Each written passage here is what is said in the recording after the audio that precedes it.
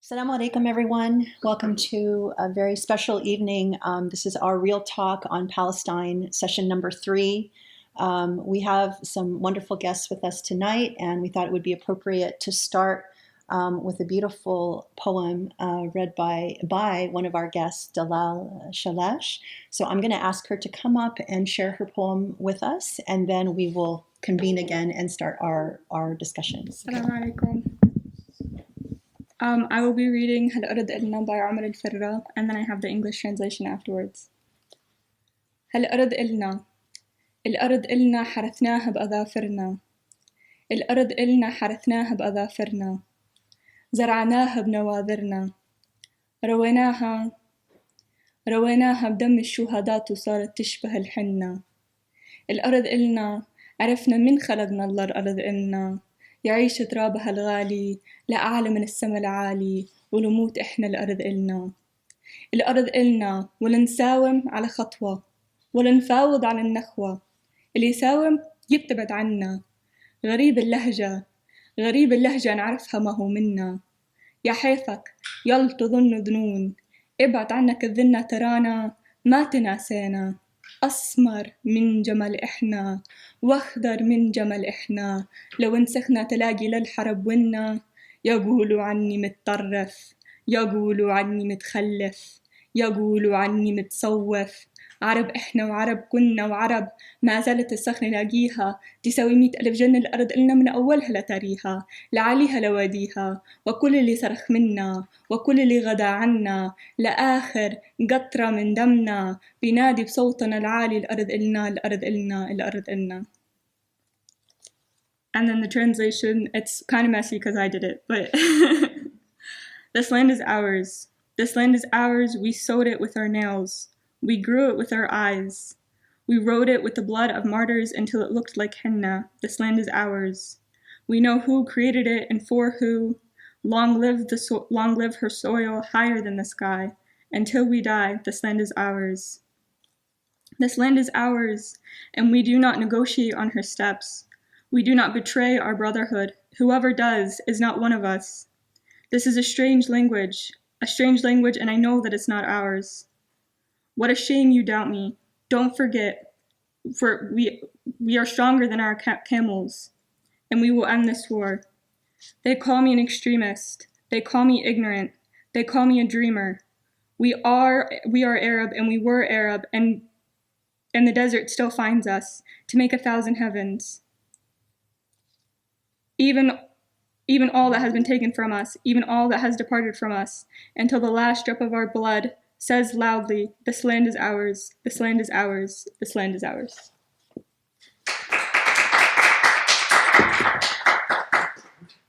Okay, Assalamu alaikum, everybody. Bismillah ar-Rahman ar-Rahim. Again, welcome to a very, very special session tonight. This is our third conversation on Palestine.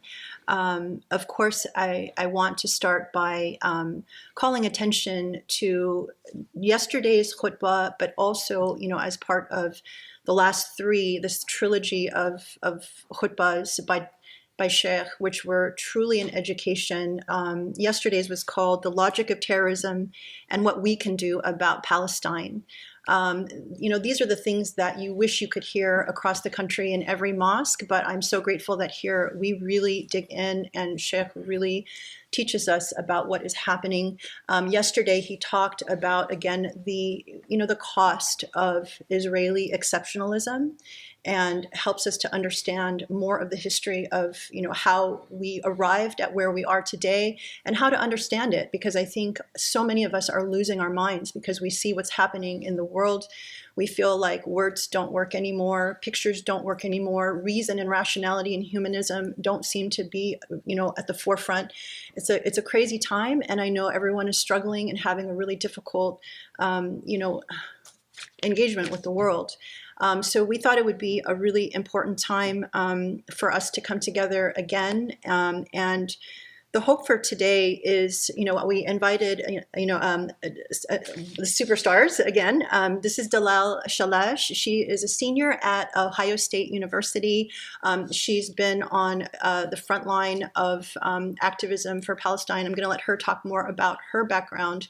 We became aware of Dalal because she alongside Jana spoke before the Columbus City Council, testifying about what's happening in Palestine.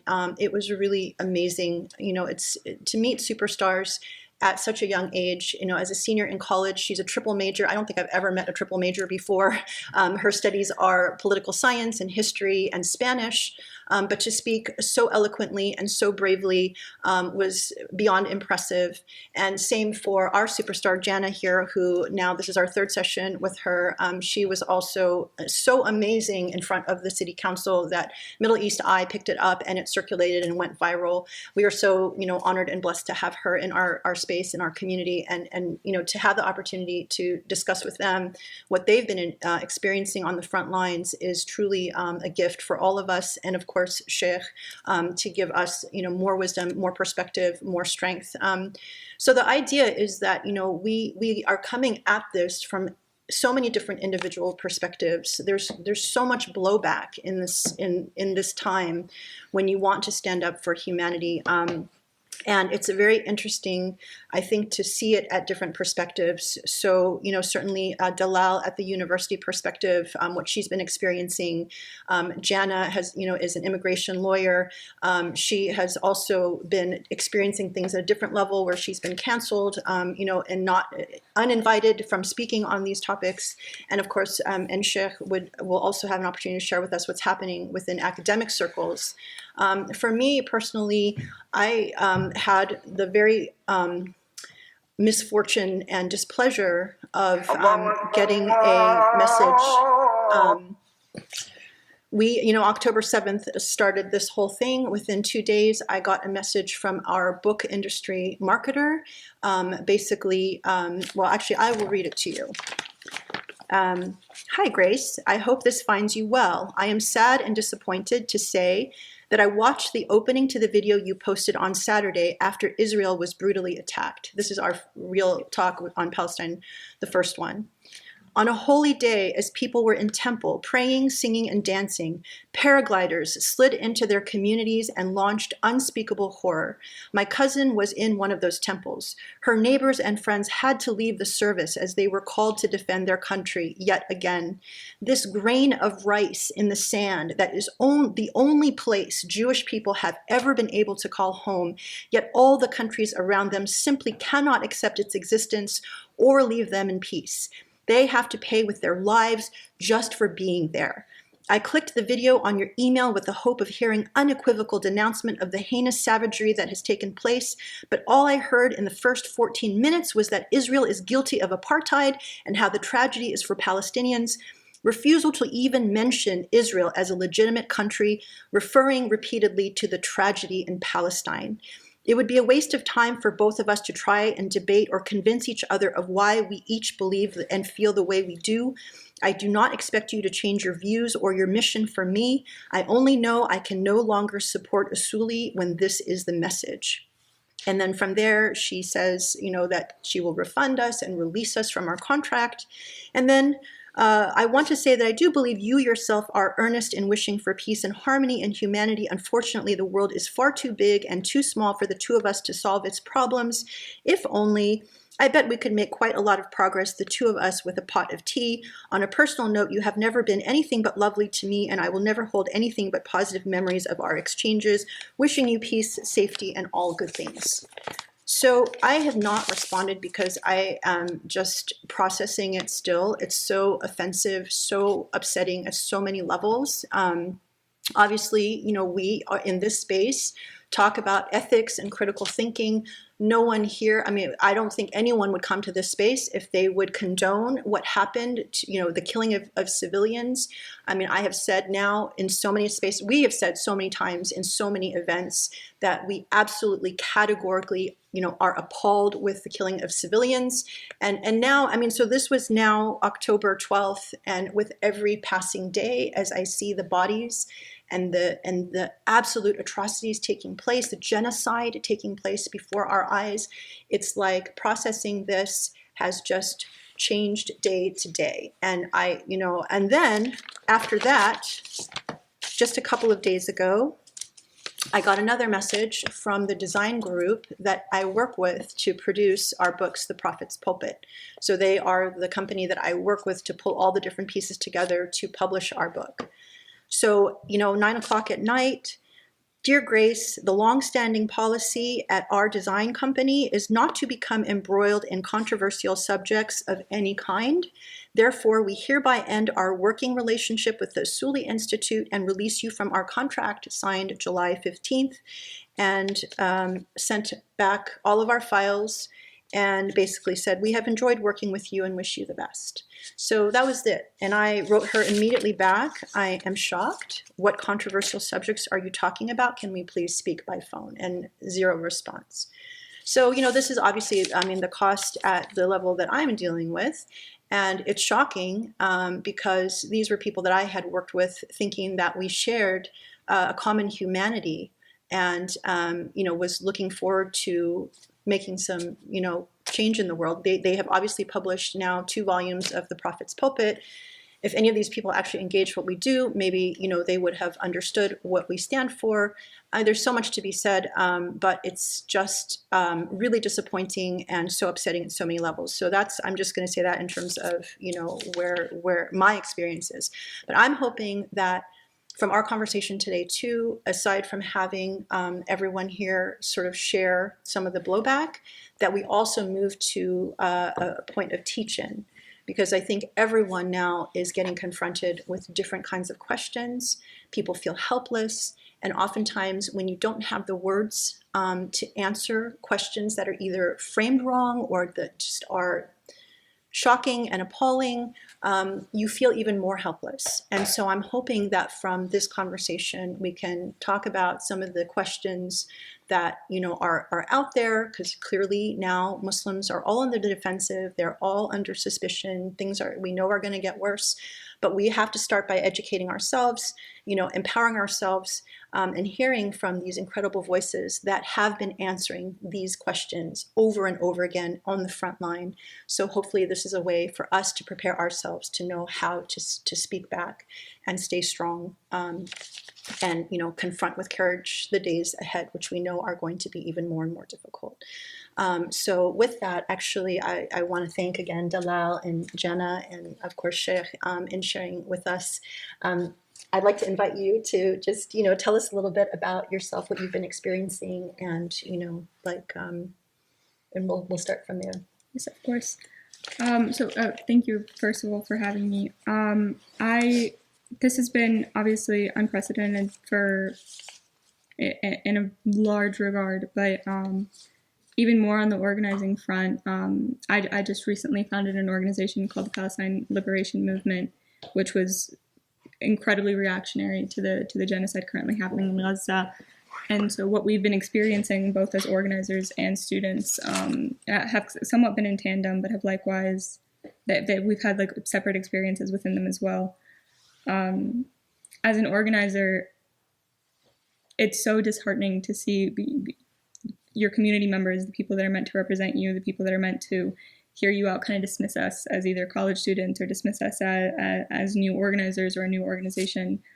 We've had some wins. We have had city council meetings. We've had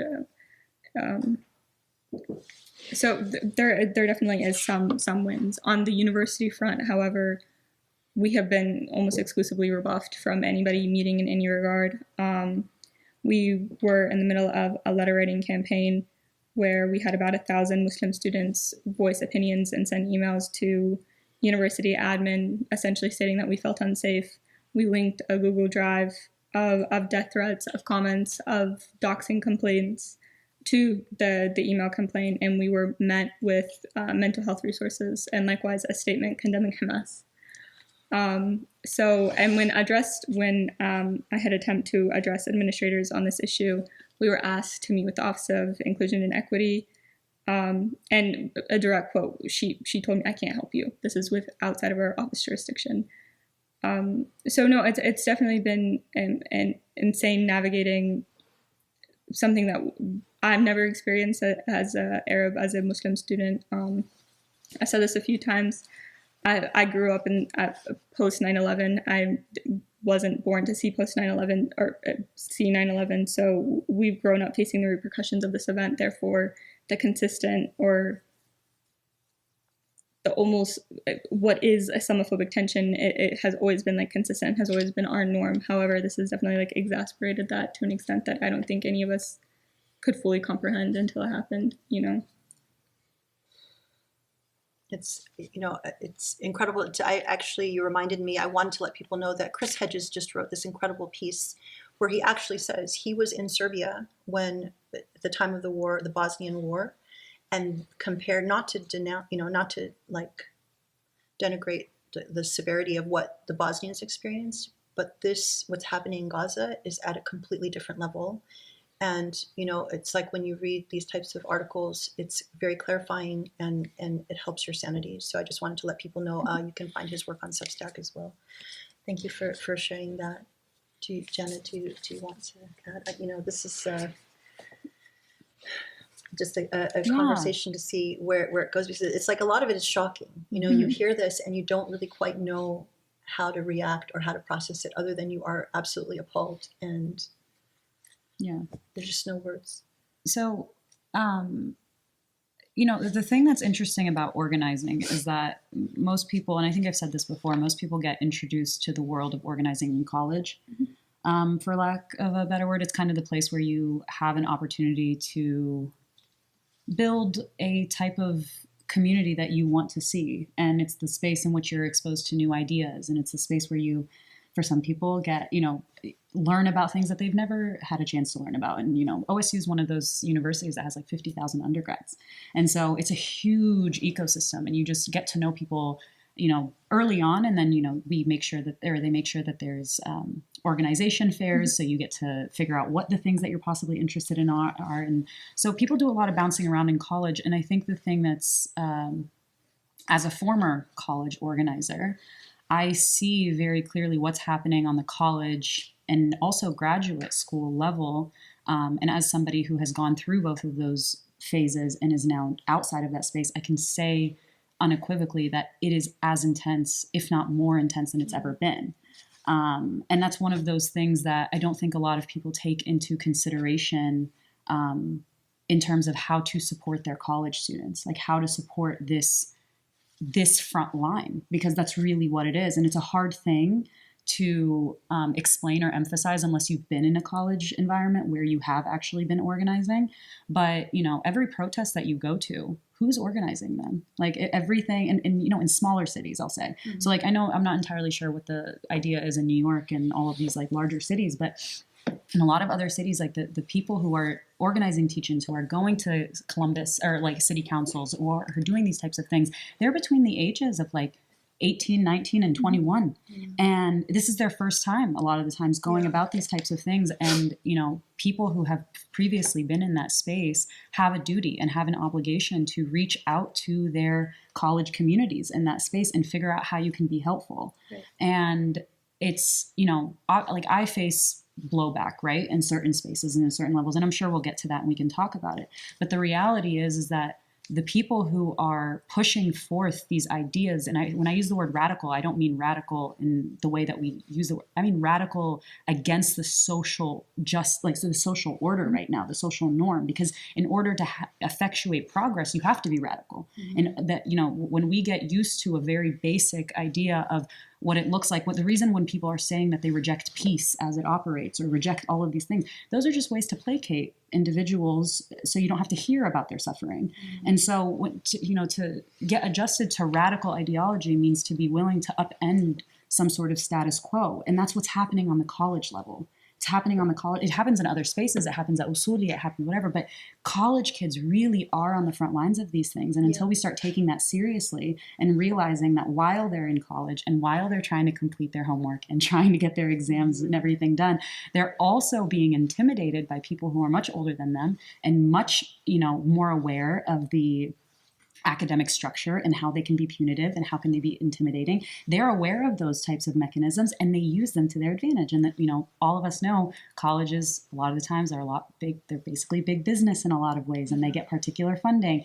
And so it's like, if you have the skills outside of that space after having been in that space for a little bit to write a letter, to, offer them legal resources, to connect them with somebody, that's kind of the role, in my opinion. Like, that's part of the role. You have to do the work once you leave college. Like, I'm not absolving anyone of that obligation, but sometimes the work means supporting the people who are actually doing the work, There's quite an age difference between Dalal and I, and one of the, she won't admit it, but one of the things that I've found so inspiring is that, they're thinking about things in different ways because they know what's working on the ground in a way that I'm just not going to be aware of. I knew what was working 10 years ago. Yeah. I don't know what's working now. And so when you see these types of conversations happening, it's your job. It's your job to reach out and be like, how can I support you? There's always going to be something that I know that age group doesn't know, but there's certainly, more often than not, things that age group knows that I have no idea about.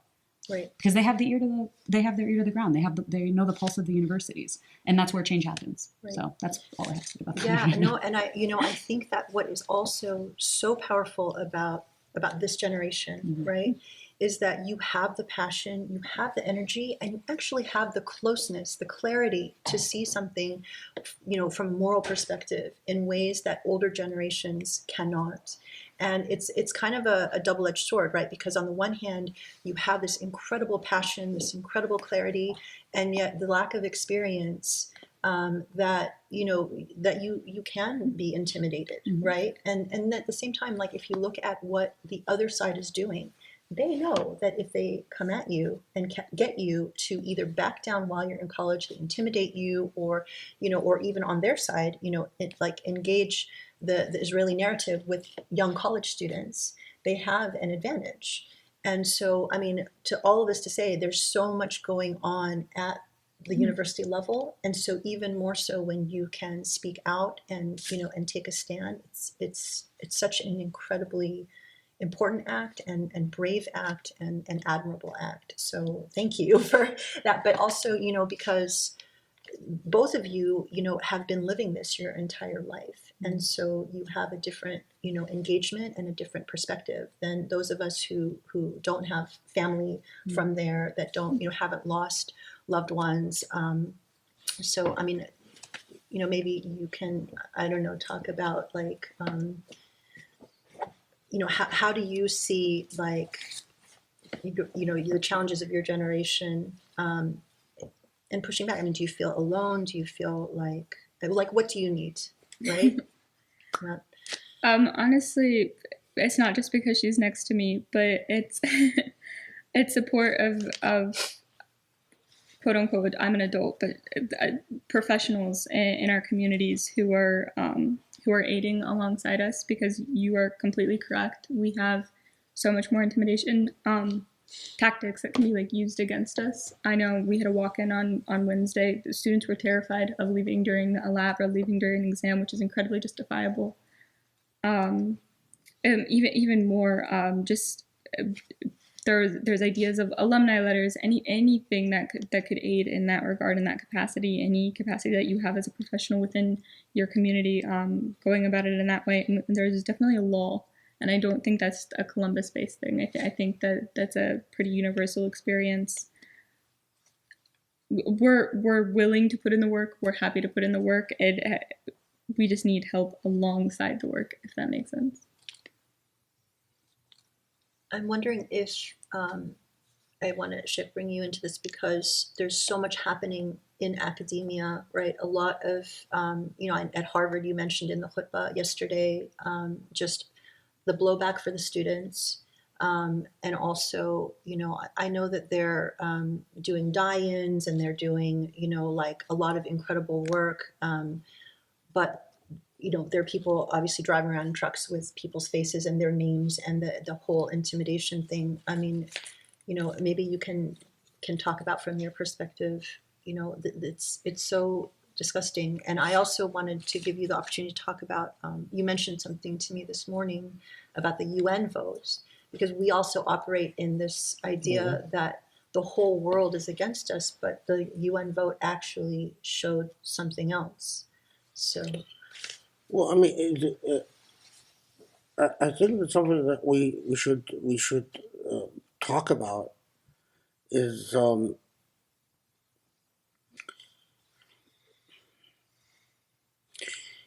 I mean,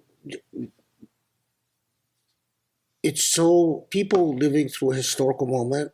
It's often difficult to gain the type of perspective that you would have after the historical moment passes, and you look at it from an at a distance and at a more impartially, and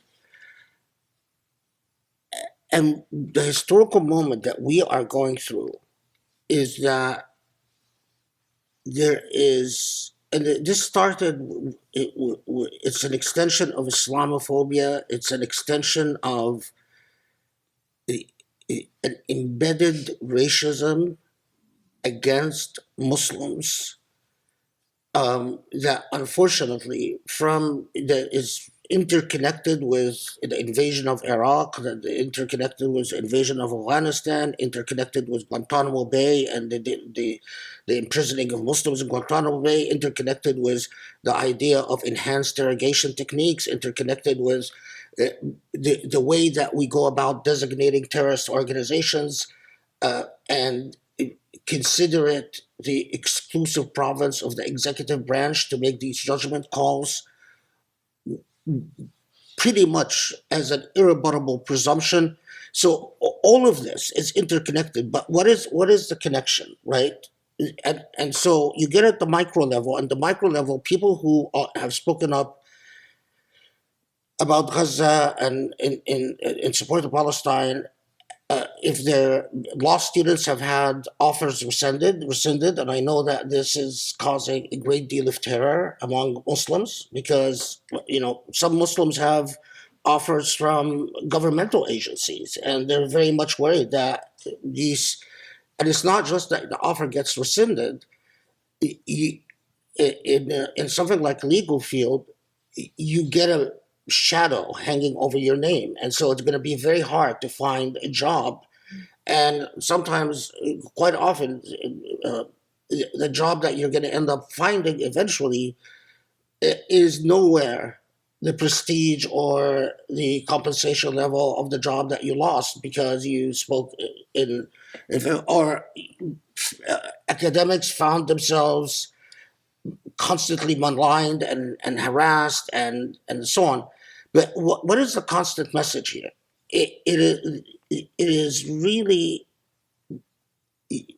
no different from the notion of the constructing of a silenced victim. I mean, this is something that white racism has perfected in its colonial missions, that we expect indigenous and natives, and right now, of course, particularly Muslims, to suffer in silence because we don't recognize their suffering. Mm-hmm. So, I mean, the same attitude, the same genocidal attitude towards Gazans is no different from the attitude that you come to a Palestinian, you come to a Muslim, you come to an Arab, and you say, we expect you to keep your mouth shut.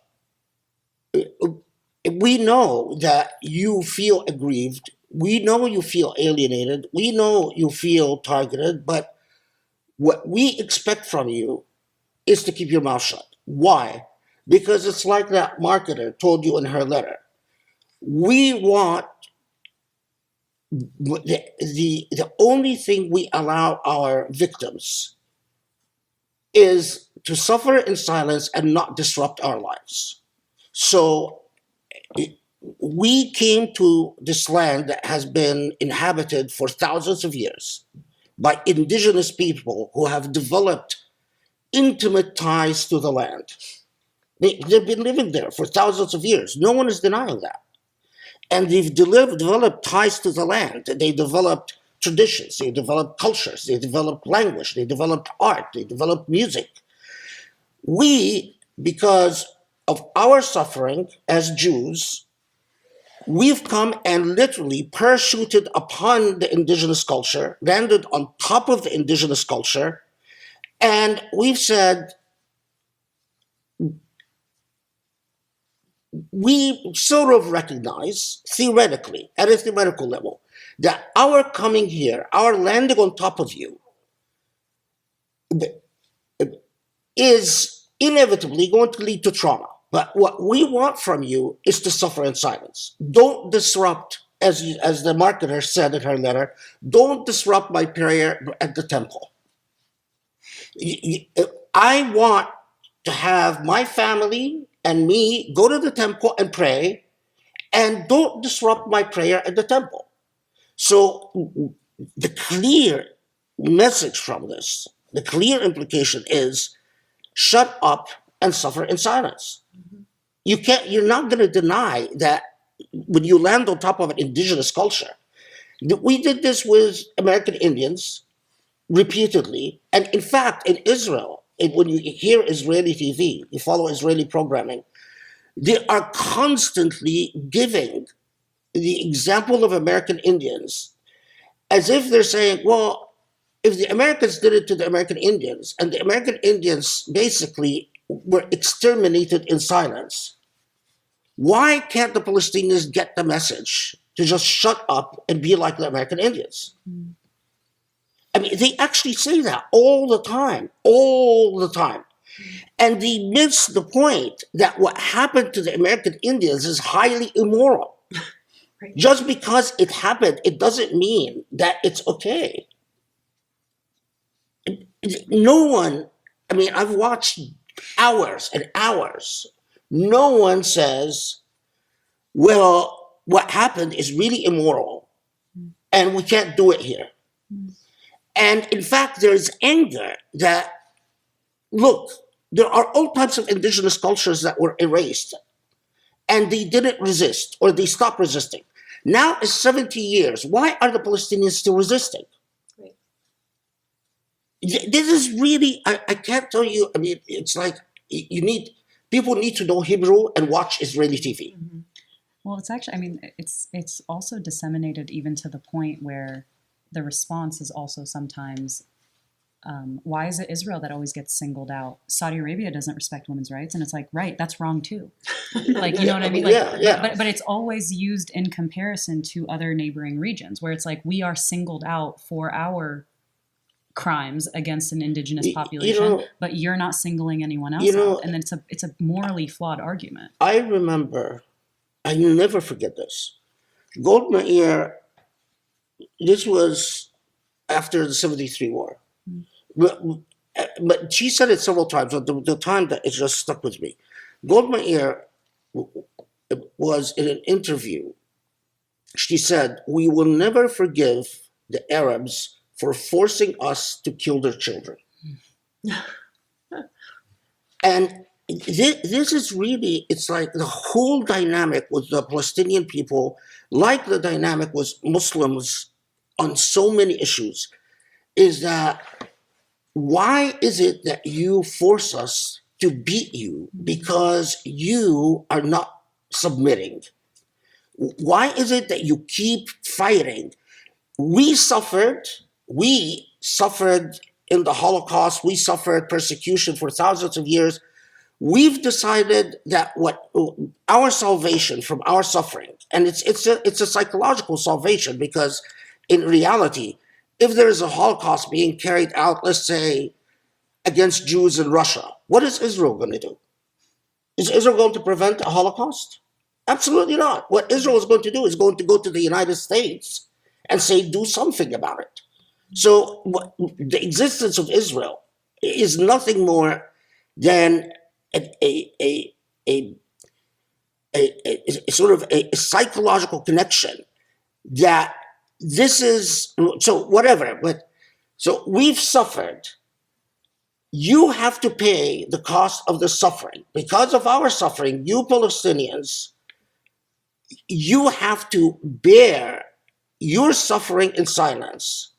And every time you refuse to suffer in silence, you are triggering our trauma. This is Maggie at the Enfield TED Talk. Oh, sorry. Every time you fail to suffer in silence, you are triggering our trauma. And so you are, this is the truly, the thing that is just so disheartening is truly blaming the victim for triggering what no one denies, the Jewish trauma. But it is time that they confront the trauma that they are consistently inflicting. But the other point I want to say, and then I'll let you guys, is that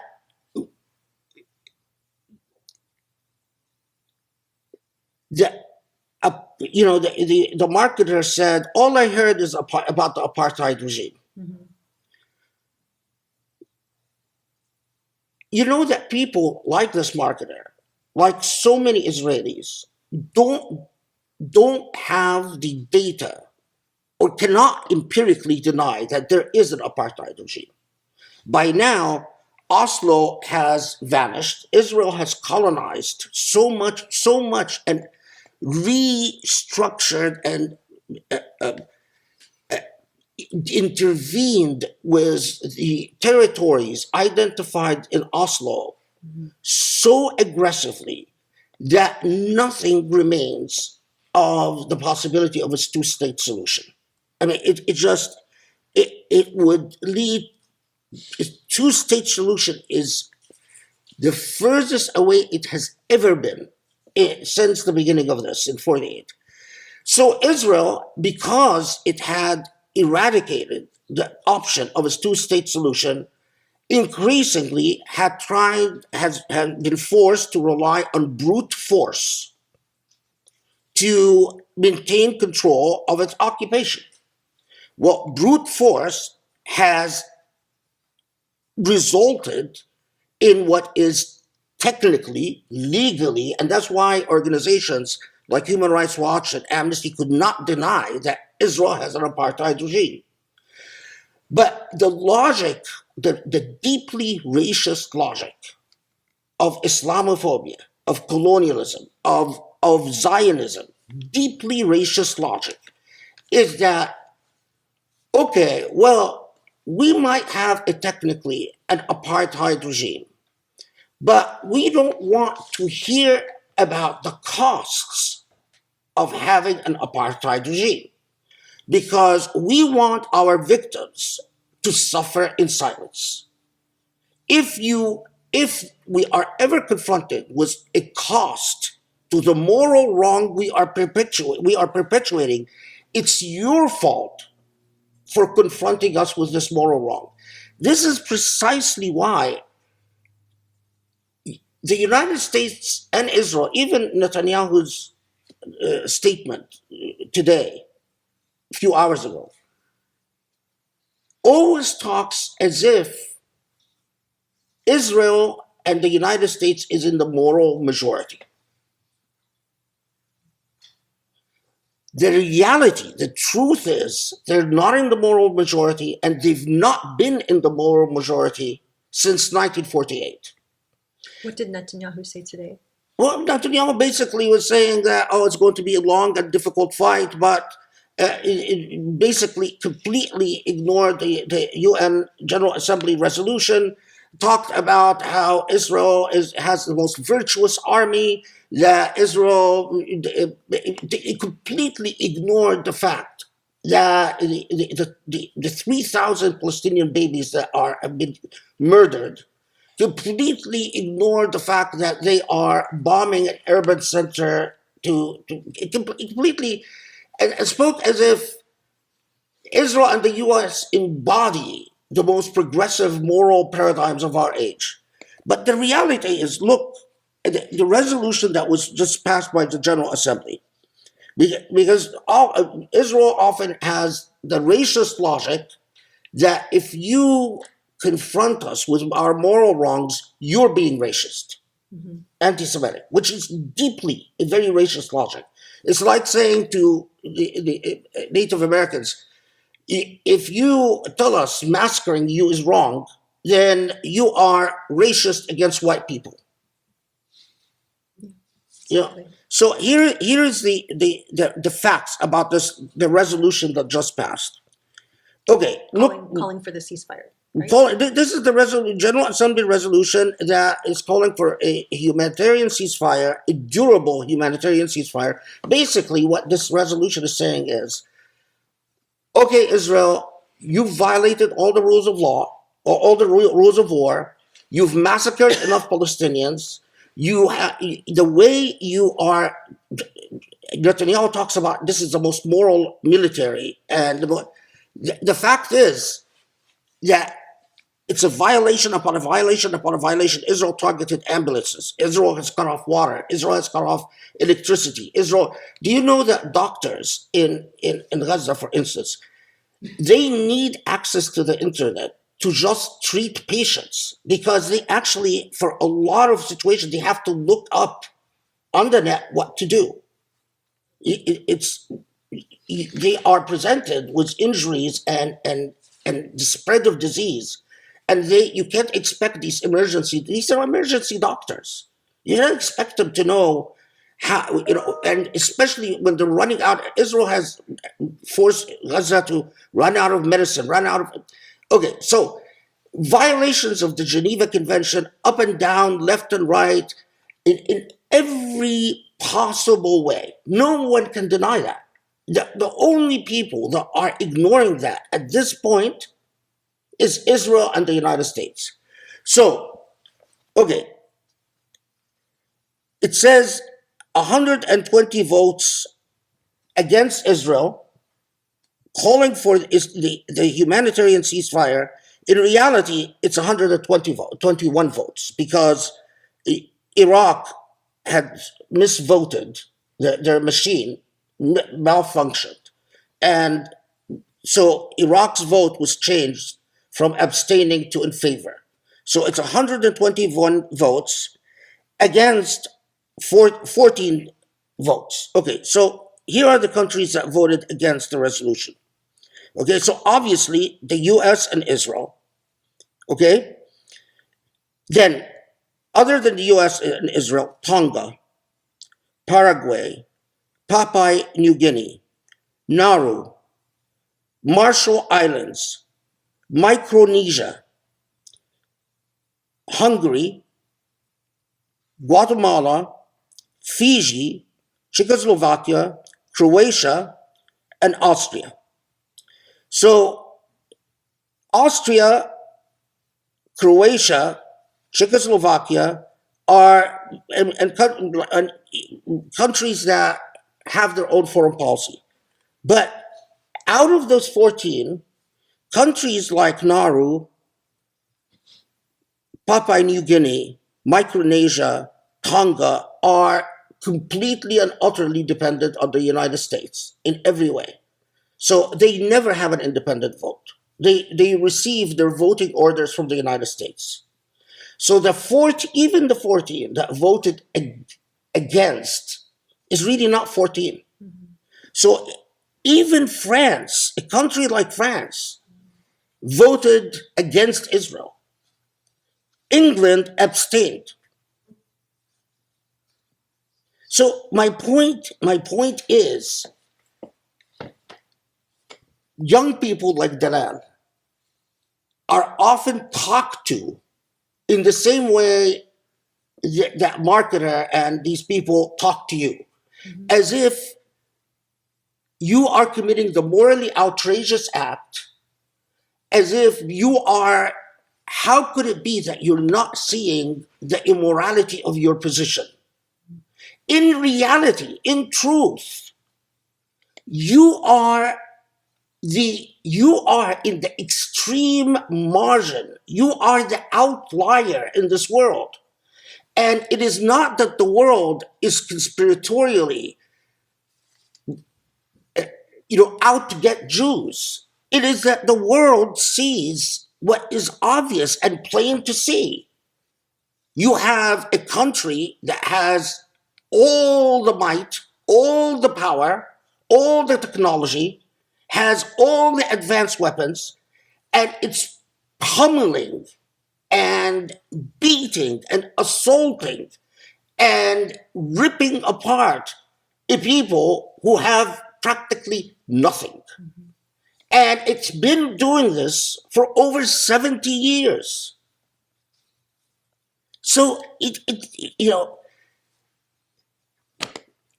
like it's even when we say if just recently, this is another example. Then I'll shut up. I'm just recently, and we're talking about just a couple of days ago. Okay, this was Human Rights Watch, and I'm talking about what's coming through, and reported on Israeli TV. So it's not even it's even reported in Israeli media. It's been received by human rights organizations. Assaults by Israeli settlers on Palestinians all over the West Bank. Okay?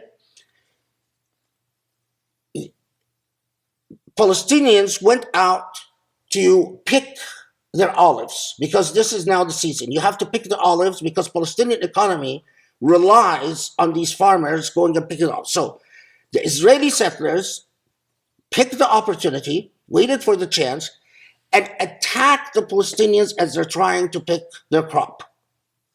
And they set fires to these farmlands and attacked Palestinians in their homes. We're trying to even just get a count of how many Palestinian homes were set on fire. Okay? Just bear with me, because the details are really important. Then the settlers, in every home they attacked, on every Palestinian car they know about, they either pasted a leaflet, a flyer, or actually handed the Palestinians that they've beat. Several Palestinians have been killed. Several have been raped. The world doesn't want to even talk about that, right? And what did these flyers say? Leave, go to Jordan, because the next Nakba, the coming Nakba, is going to be much worse than the first Nakba. Okay.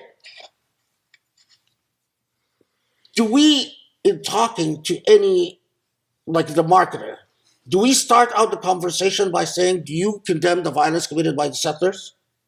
Mm-hmm. I mean, do we create that as a litmus test? Sure.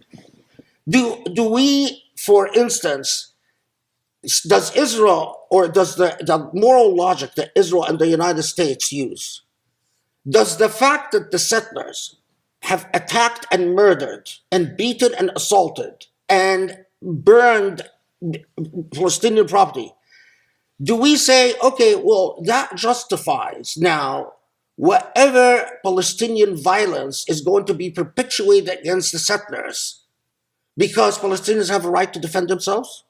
Do we say, for instance, it's understandable if the Palestinians go and burn settler homes? We don't. Right. But this is precisely the logic that we are, that the U.S. and the United and Israel are asking us to accept.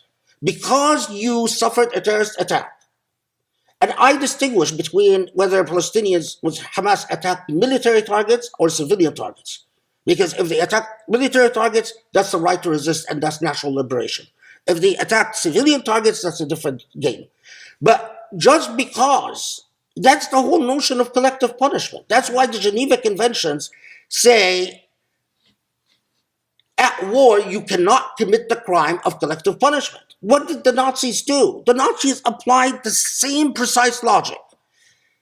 If we are an occupying power, if the indigenous population attacks any German officers, if you kill one of our soldiers, the price is, we don't know who exactly killed our soldier, but we will punish you collectively in order to create a system of deterrence. That's what has been the policy, Israel's policy with Palestinians now for decades. And what I care about the most is that people like Dalal, it's clear to them, because everything in this racist environment that is being forced upon people like Jana and Dalal is telling them, you are marginal, you are outliers, you are outlaws, effectively. What I care about the most is that it's very clear that no, if indeed you are, Right. you are the racists. Right. Learning to turn the gaze and having that language, because now, not that what we're experiencing is sort of our own like privileged version of collective punishment, right? Because now, the people who actually are speaking for truth are getting asked questions. Well, do you condemn what Hamas did? And that you have to say, you have to follow whatever their script is before you're allowed to speak. And it's not even that then that allows them to think clearly about what you're saying. So, I mean, I would love to then like kind of turn this conversation to hear more about like, what are you encountering? Like, maybe you can talk about some of the experiences you've been put in, and. Can I ask a question? This is both for Dalal and Jana.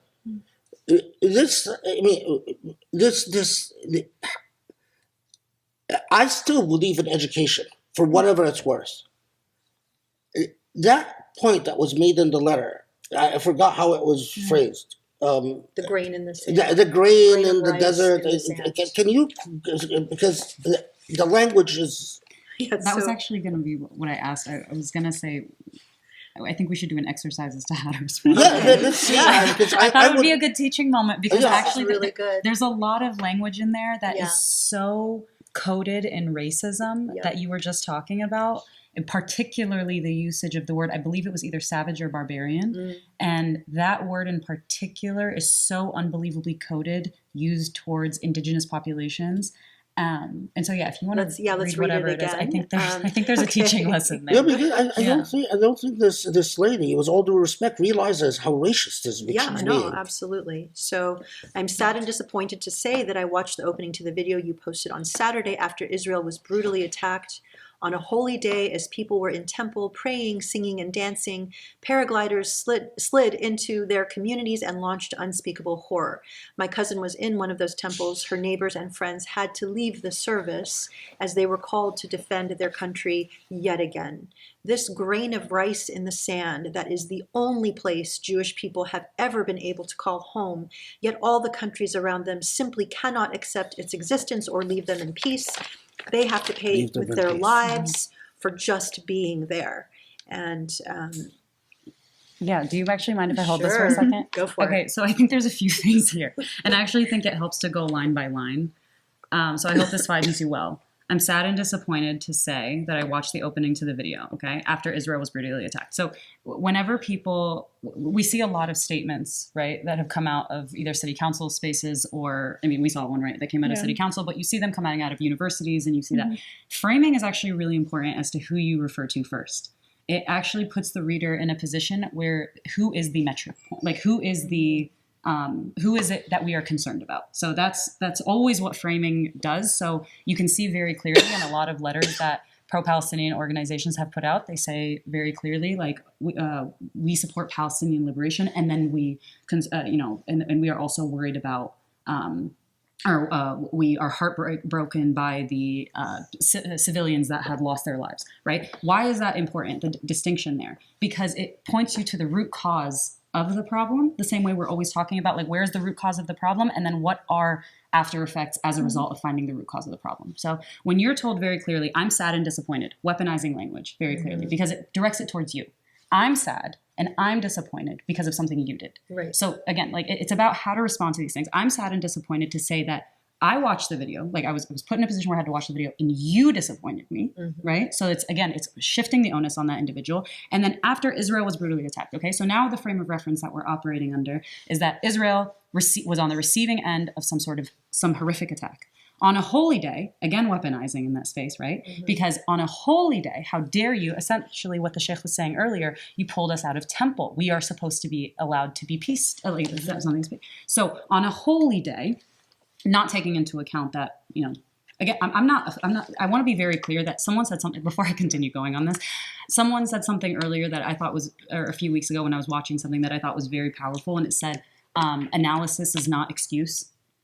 So I want to preface that with, that just so you can analyze something, it doesn't mean that you are excusing something else. But so on a holy day, again, Palestinians have had an Aqsa attacked during Ramadan. You've seen holy days not be, the sanctity of holy spaces in these areas is not considered in any other regard. But on a holy day, as people were in temple praying, singing, and dancing, paragliders slid into their communities, okay?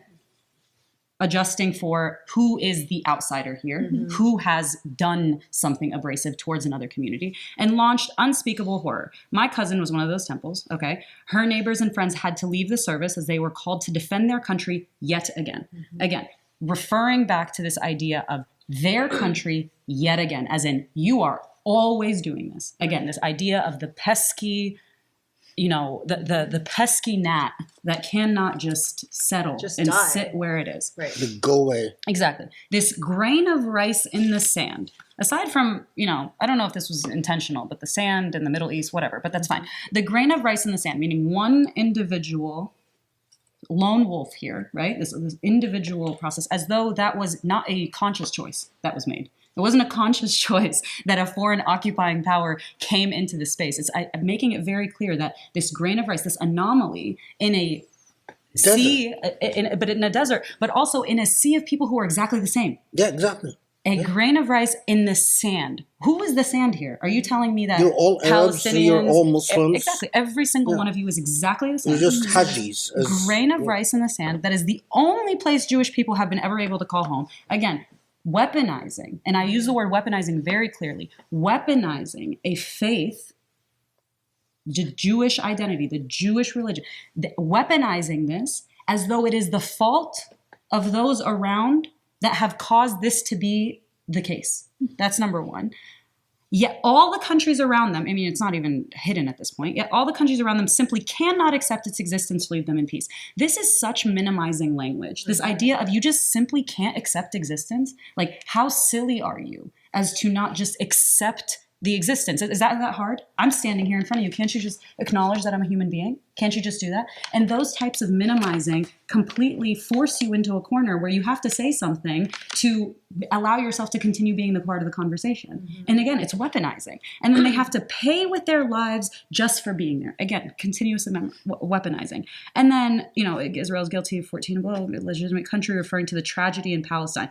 Tragedy in Palestine is in quotes, again, as though that is not real in any sort of capacity. It would be a waste of time for both of us to try to debate or convince each other why we each believe that we feel the way we do. That is something that I feel like have a real problem with, because it's people who are unwilling generally to concern themselves with the possibility that the viewpoint that you have is one that is worth listening to, or one that is worth having the same amount of metric. Because the idea here is that it's two different ideas. The same way when people say this is a war or this is a conflict that's gone down thousands of years, it's this idea that you're so entrenched in who you are and what you are, and that your identity informs your decisions, and not that you have the intellect and the ability to make a determination that is not just based on where you happen to be or what body you happen to occupy.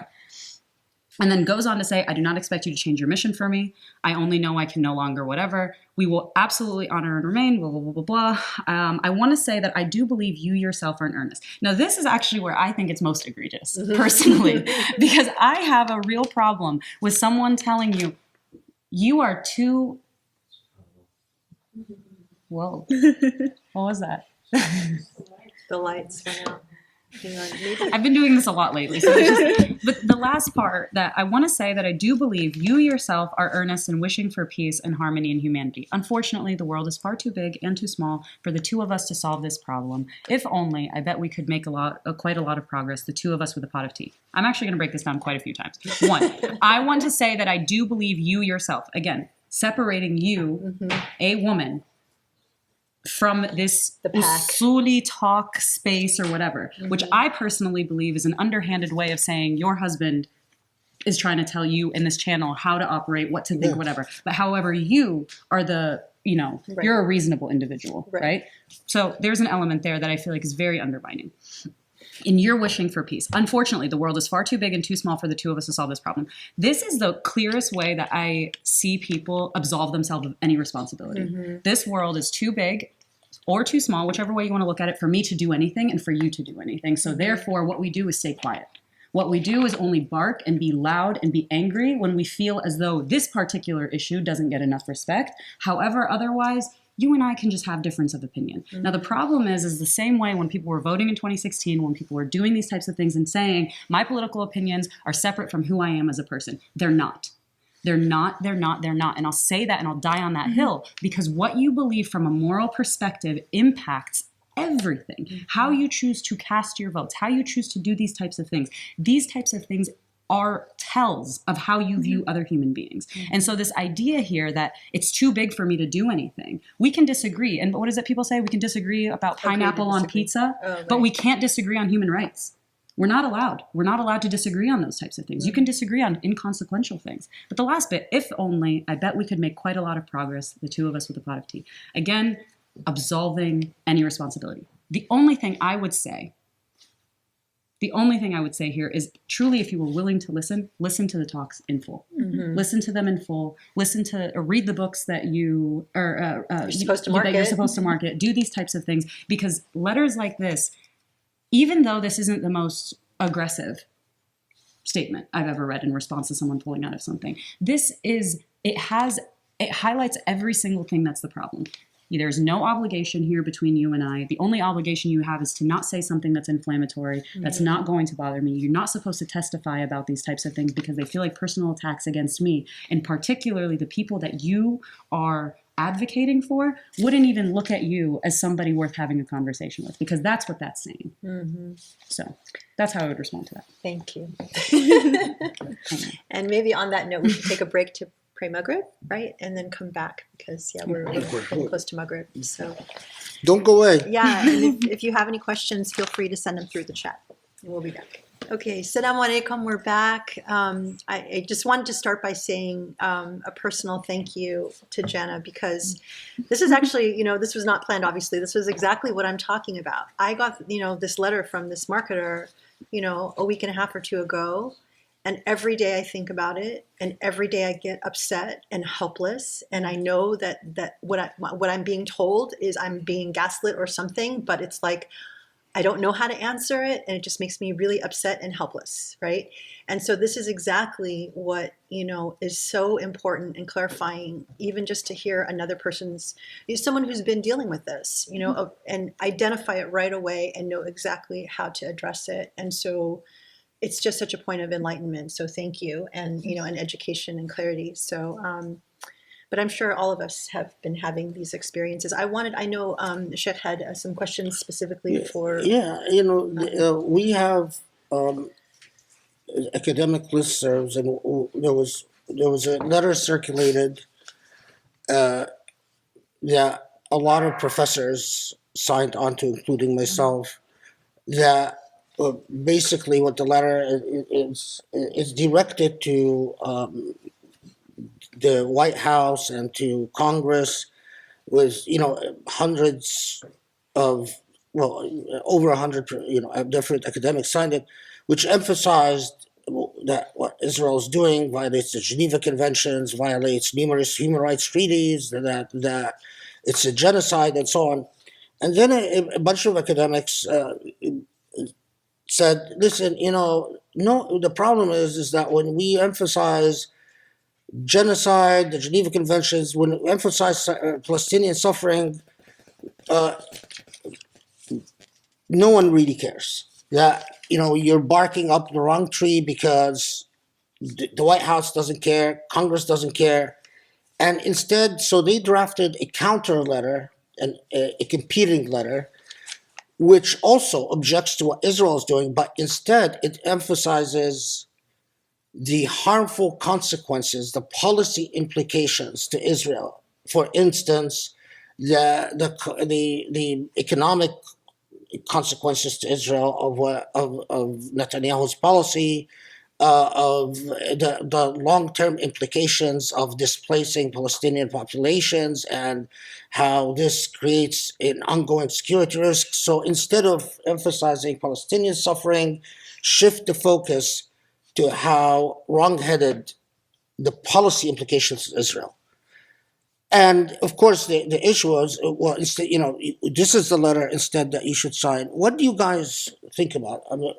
I'm interested in hearing your take on this from both of you, because both of you are Palestinians, and I mean, I think it's sort of like, well,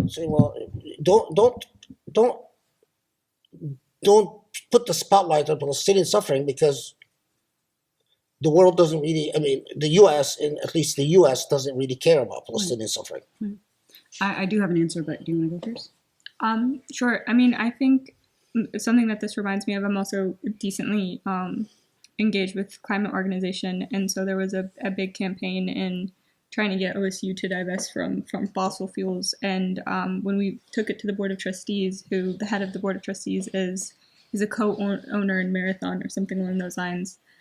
Which is a gas station. Which is a gas station. And so we had two avenues we could have gone down. We could have gone down like the financial avenue, which we had crunched the numbers, and it actually, in the end, it is a financial gain for OSU. However, the people I was working alongside were actually adamantly against that, because the reality is the quality of life, the jobs that could have been provided for Ohioans and further, that was what we strongly wanted to emphasize.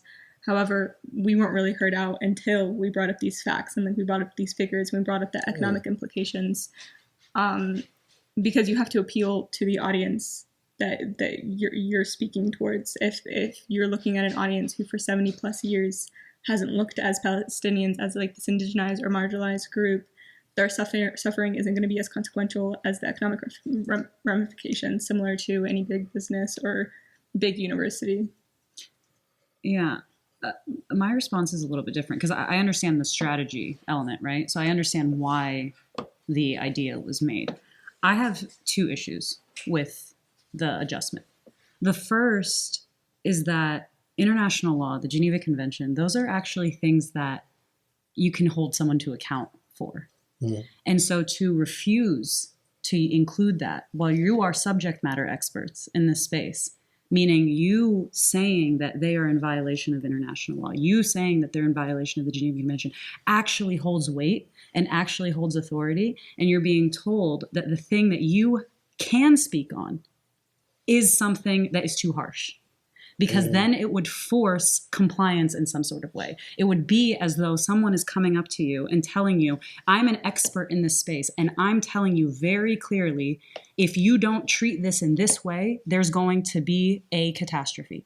And no one takes the expert seriously in that space, because they're more concerned with how is the messaging coming across. It's the thing is the ask that you, by writing it in those terms, you're saying very clearly, this has effect of law. And there is an obligation here. And if you refuse to follow this obligation and refuse to hold them accountable to this obligation, then you are consciously making a choice at that point. Now, the secondary issue, because no one wants to make that choice, the secondary issue is that only going from a policy perspective, yet again, recenters the United States in the advantageous element of is freeing Palestine good business. Mm-hmm. And that is yet another layer of dehumanization towards Palestinian people. Because the idea here is that it is not enough, it is not imperative enough to amplify the voice of an oppressed people, if not for the capital or policy or geopolitical advantageous element to it, right? So when we think about apartheid South Africa, the United States was one of the last countries to even acknowledge this because it wasn't good for business. You know, when we talk about the Emancipation Proclamation in the United States, Lincoln freed the slaves because it was good for not just a business, but it was good for the war. It was good to have people who were freed to fight in the Northern Army.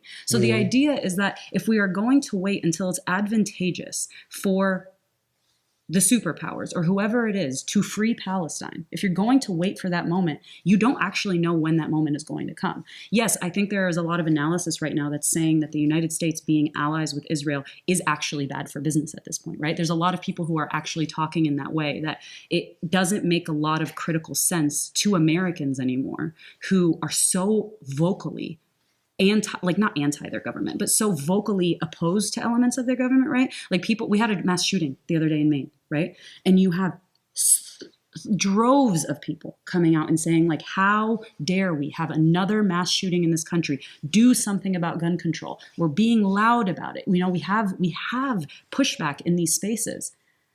And then the idea is that will probably, but we don't have a problem criticizing that, but we have every problem criticizing Israel, a foreign nation. Yeah. It's not our nation. We don't carry citizenship to Israel, but it's as though you are allowed to criticize the United States because, you know, whatever. But then no one's actually done the extra legwork of being like, isn't it weird that we're not allowed to criticize a foreign nation when we criticize our own nation? Yeah. So Americans tend to be so self-referential and so self-involved from every level, that the idea of doing something because it is the right thing to do is not good enough. Mm-hmm. That Palestinians are advocating for themselves is not good enough. It has to also benefit us somehow. Yeah. So maybe if you found, I don't know, an oil rig under Gaza. Yeah. Like, you know, Operation Iraqi Freedom from the United States brought freedom to Iraq, or Iraq had oil. Yeah. So, I mean, that's the response, in my opinion, that I understand politics. Like, I understand how you have to change narratives in order to make certain people care. I understand how sometimes when your situation, you don't have a lot of power. Sometimes you have to appeal to the, lowest common denominator in the group to make sure everyone is on board with the idea here. Because, I mean, we do that all the time as Palestinian advocates. We look at people dead in the face and say, do you want tuition, or do you want student loans taken care of? Do you want free healthcare? Do you want this? Do you want that? Then ask why your government pays $3.8 billion a year to a foreign entity and make sure they have healthcare. You know what I'm saying? Like, yes, we do have those arguments. We talk about them often in those ways because sometimes the only way to get people to care is to make them center of the problem. You have to make them aware of the fact that they are suffering too. It's so true. Like, actually, sorry if you want, like, it's interesting. I was mentioning to some people that we, were recently, getting a car, and I was talking to the guy at the car place who knows nothing about any of these issues, right? Mm-hmm. And I was saying, yeah, it's such a crazy world. And then he said, yeah, as long as they don't start coming over here, right? And the terrorism doesn't come here. And I thought, oh, light bulb moment. Maybe we capitalize on that fear of, like, you here now you are having a war where literally every other country, and presumably maybe even 112 other countries in the UN are, but people are scared of the Middle East, and it's like, okay, you're pissing off everybody in the Arab world, and they're going to now start coming in, dropping bombs here. Well, that's actually a really good reason then to get Israel to stand down, if that's what it takes. But the points that you made are absolutely right. It affirms a stereotype, exactly, and feeds into prejudice. But but you feel like people really are not open to learning about how wonderful Palestinians are and how much they deserve. This is really, like, both of you guys born here, right? Mm-hmm. So this is really, you're born here, you grew up here, and the thing about racism is these permanent, where you are forced in the position of a permanent minority, and an insular minority, because it's, how do you deal with the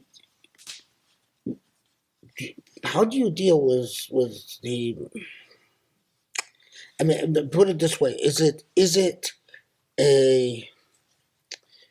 is it demoralizing to think of the possibility that your perspective might never be truly heard in this country? Or do you actually see a possibility of challenging what is the dominant public policy in this country? I mean, it's like you called the congressman recently, and then the congressman says something to you. I Tell mean, us about that. you should Actually, tell the story. yeah, it's a That, great story. when you talk to your representative, and your representative tells you, "Oh, well, anyone basically that is opposing Israel is an anti-Semite." Mm-hmm.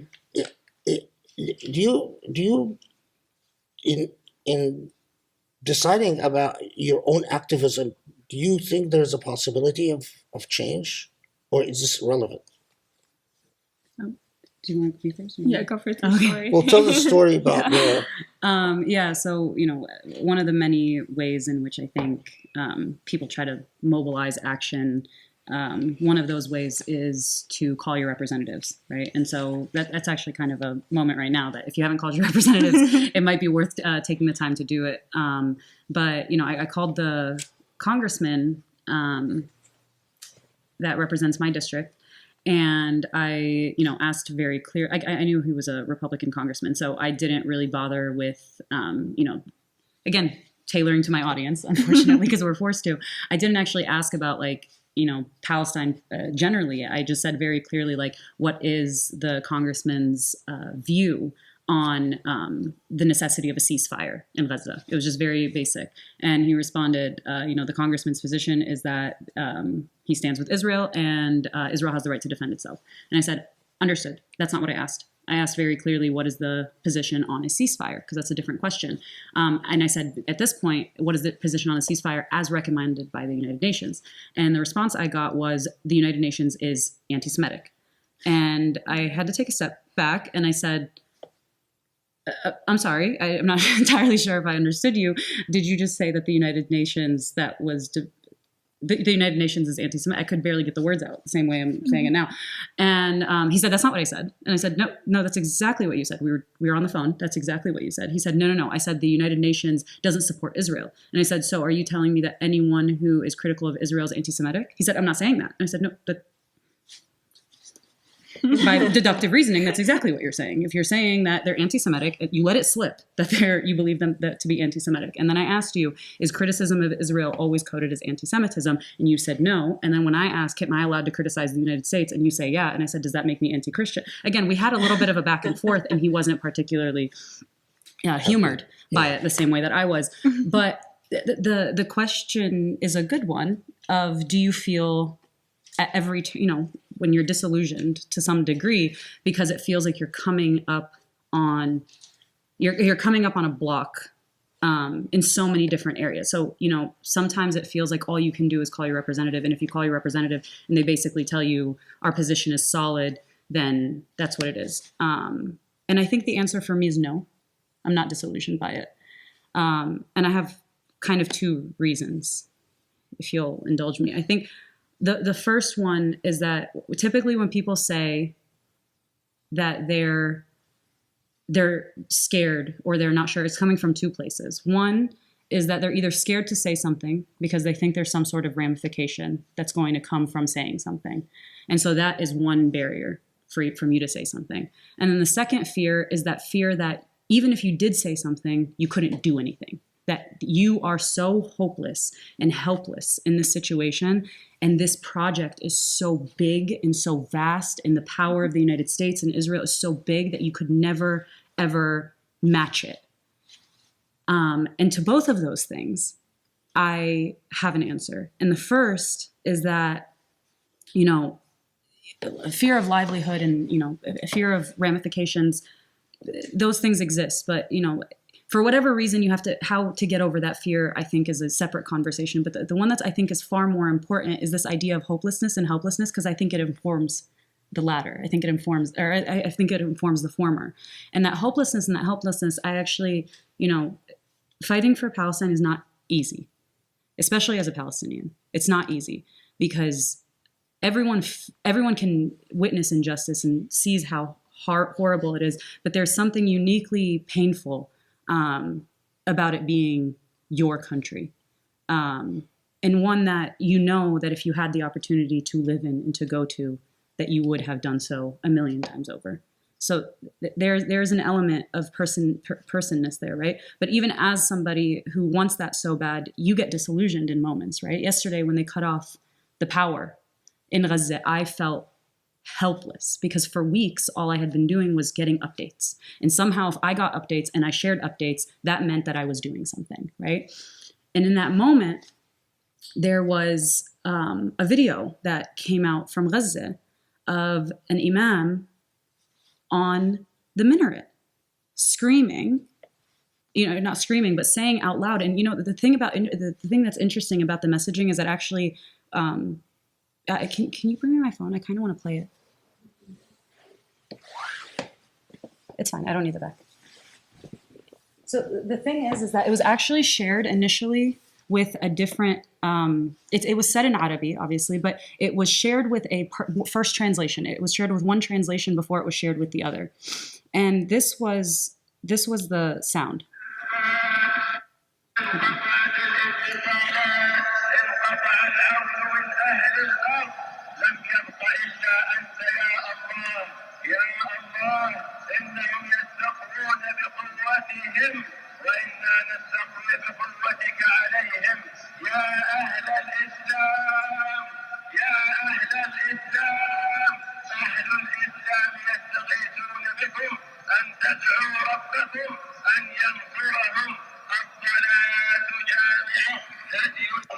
So that. Wow.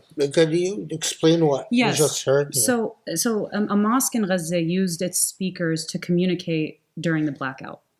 And that communication was initially translated into say, I'll mute it so I can read it. It was initially translated to say, like, communications have been cut. Like he was saying out loud, there's no one left but you, God. And oh God, they are using their strength against us, but we believe in your strength against them. Mm-hmm. And the last line was, O people of Islam, O people of Islam. And then it was mistranslated the first time, pray for us. The first one was pray for us. And then when the proper translation came out, it said, we seek refuge in your prayers, pray to God for their victory. And that may not be a huge difference to most people, but the first translation that came out that was making its round that ended with pray for us is very clearly like an ask for help. Like it's saying like, help us, like we're weak, we are this, we are helpless, we are hopeless. And I think that one went viral first for a lot of reasons because it mirrors what people here feel. People feel helpless. People feel hopeless. But the proper translation is not pray for us. It's pray. It's pray for their victory. It's not pray for us. It's pray for victory. And that's a call to action.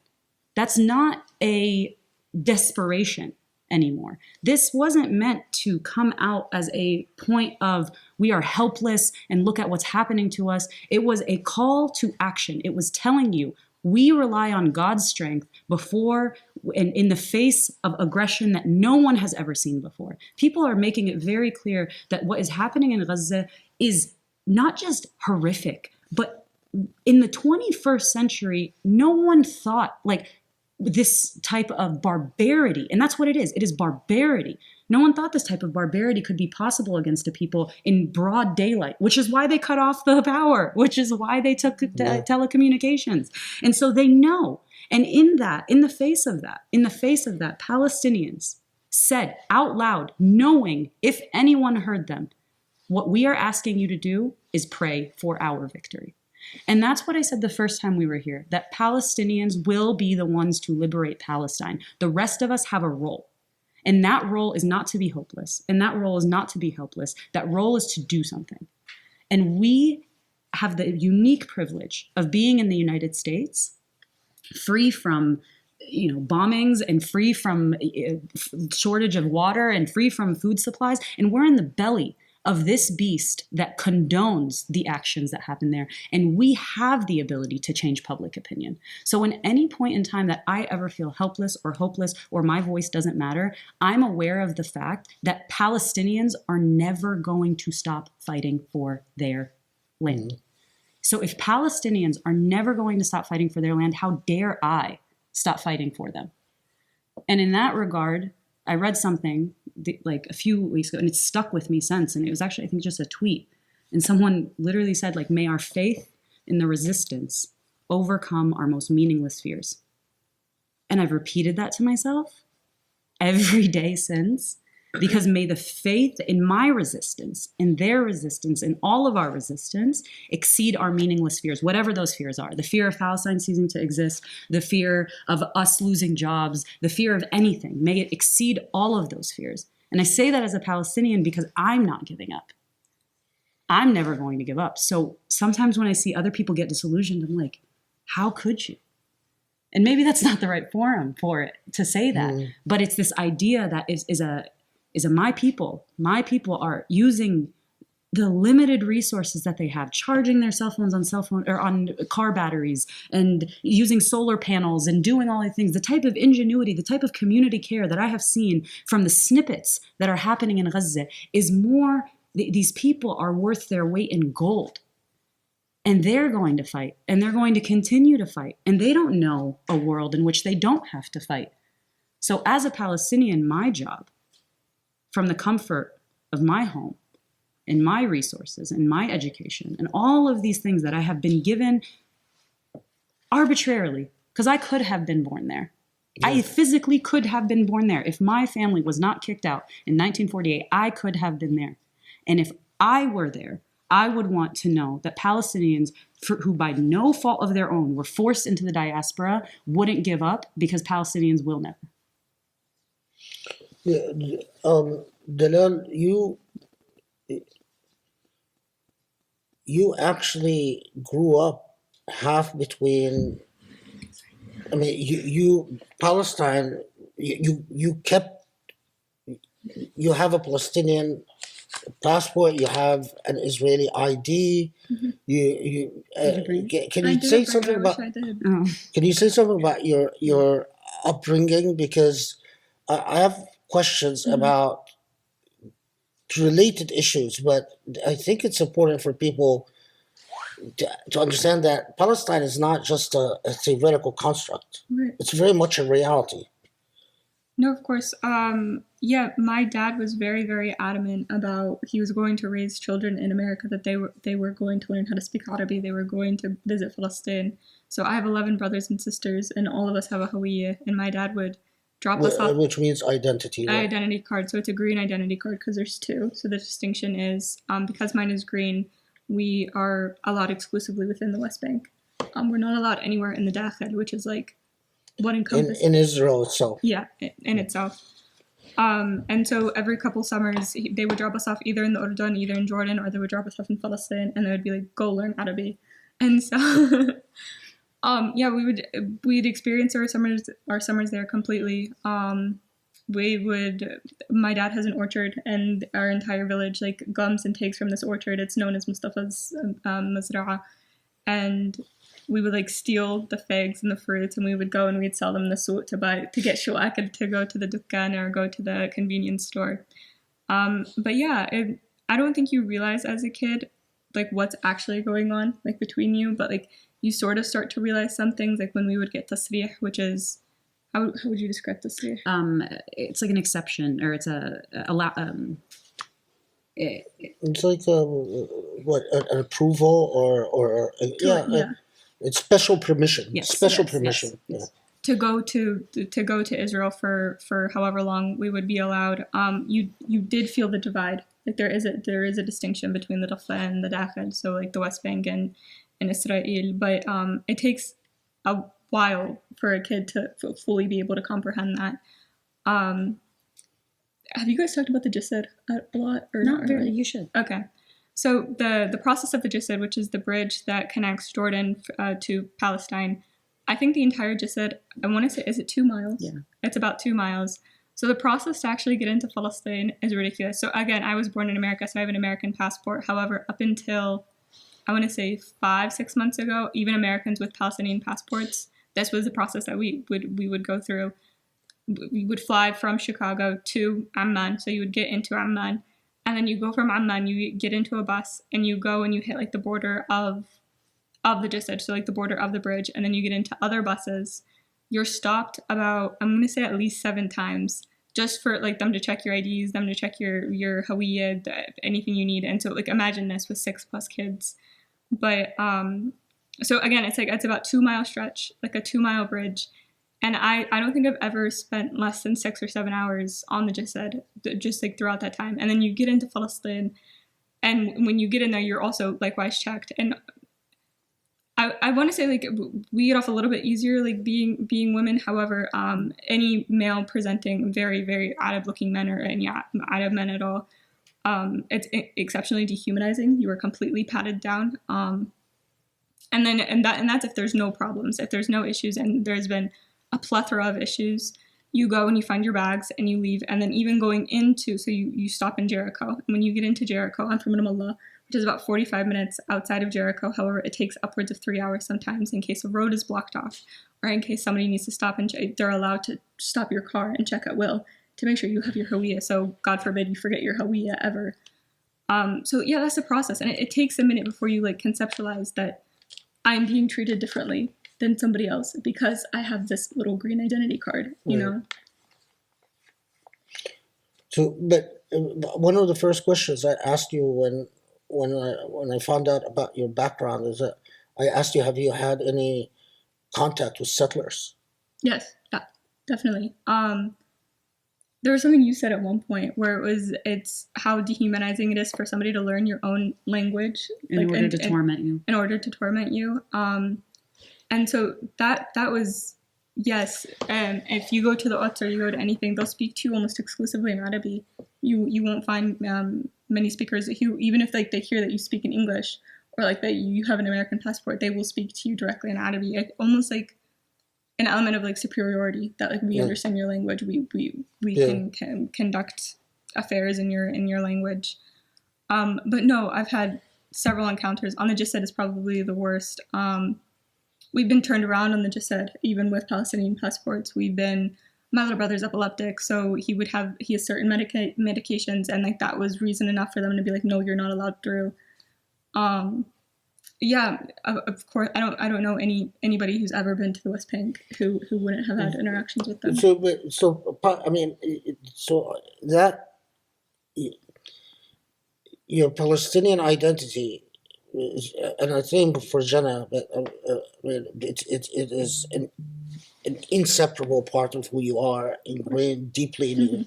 So that same question I asked Jannah, like, so you're a university student here in the United States. You created an organization in the United States, an advocacy organization, right? You're pretty active on a number of causes, including environmental laws.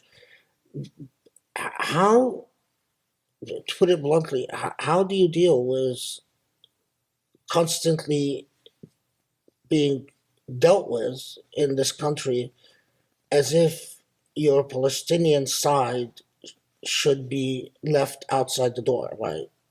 Canceled.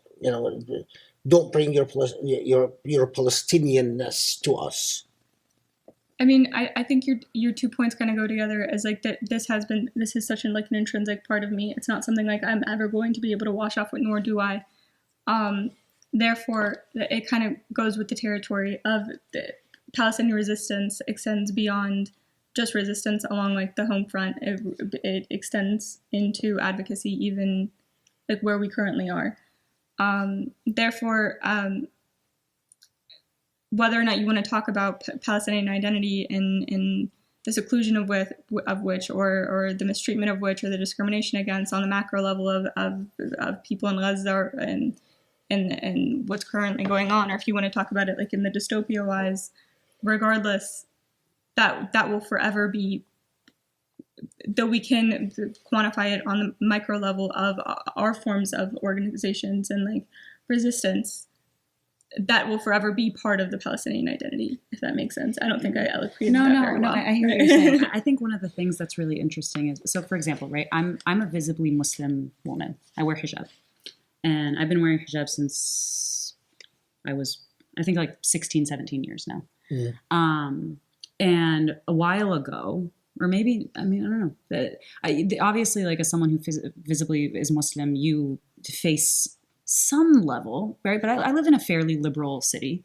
You face some level of like sometimes a second glance or whatever, depending on the space. But by and large, I don't feel looked at weird as being a mutajbeh. I think there are so many people who wear hijab that people have gotten used to it at some point, whether it was our exposure forcible to the Middle East or whatever the case is. But in the past 2 weeks, Palestinians like Dalal and I have been wearing hattas, kufiyas, almost every day. I don't know. I'm assuming you have been, right? Right. And, you know, I don't know if a lot of people know the hatta has meaning, right? And initially it was the fallahin, the ra'i, the shepherds who wore the hatta. And it became over time a sign of resistance. And, you know, this is the fishing nets that were, you know, of the sea areas. And like, these are the waves of the sea. And like, there's land and olive trees. Like, it means something. It means something. It's always meant something to us. And I've worn the hatta like casually. Maybe you throw it on for a protest or whatever the case is. Maybe when it's like cold in the winter, you like wear it. But and most Palestinians that I know have made an active decision in the past 2 weeks to make our Palestinianness known.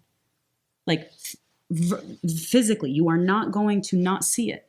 And the thing is I've worn hijab for as long as I can remember, and I've gotten more looks for wearing my hatta than I have my hijab in the past 2 weeks. And I know that. Like, I'm so unbelievably aware of it because I've worn hijab for so long and I've only worn a hatta now for 2 weeks. So I have an actual, I have a basis by which to measure it.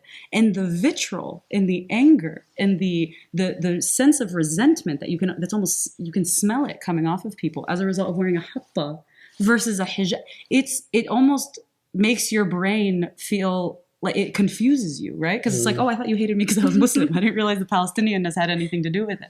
It's a very bizarre feeling in that way. And I think the thing that Dalal is touching on is that, you know, we choose not just to be, we don't choose to be Palestinian, right? But we choose to announce our Palestinianness because announcing it is also an act of defiance. When people say existence is resistance, it's not just like a tagline, you know, but there's very few ways to prove your existence in this country as a Palestinian, and this is one of those ways. So for someone like Dalal, do you, I mean, Jana is already a lawyer. Inshallah, may Allah protect her. Inshallah. I mean, do your parents ever worry about your activism? Do your parents ever tell you? She did a whole speech about it. You know, cool it. Don't be so visible. You need a career. You need a job. You know, you're gonna be blacklisted. Do you ever worry about becoming blacklisted? And no, you're not wrong. I gave almost an exact speech about this, but her dad called her and told her. My dad did call me, and he was basically like, maybe we take this down a notch. You kind of want to get into law school. I'm actually in the thick of fellowship season right now. But the reality is, I don't think, respectfully to my dad, I don't think they can reasonably name me after a freedom fighter and then ask me to be careful. You know, I think it's almost oxymoronic. Exactly. But I think they've kind of gotten more used to the fact that, like, of activism and organizing with a lot of persuasion. It's taken a minute before I think they recognize that it's so beyond me at this point that it's almost something to be proud about, you know, like him instilling the love in Palestine in us and like taking us to Palestine has really paid off almost. So actually not that long ago in my org, my board members are 5, and he offered us $100 and said that a knafa for whoever got arrested first. So, Oh my God. Wow.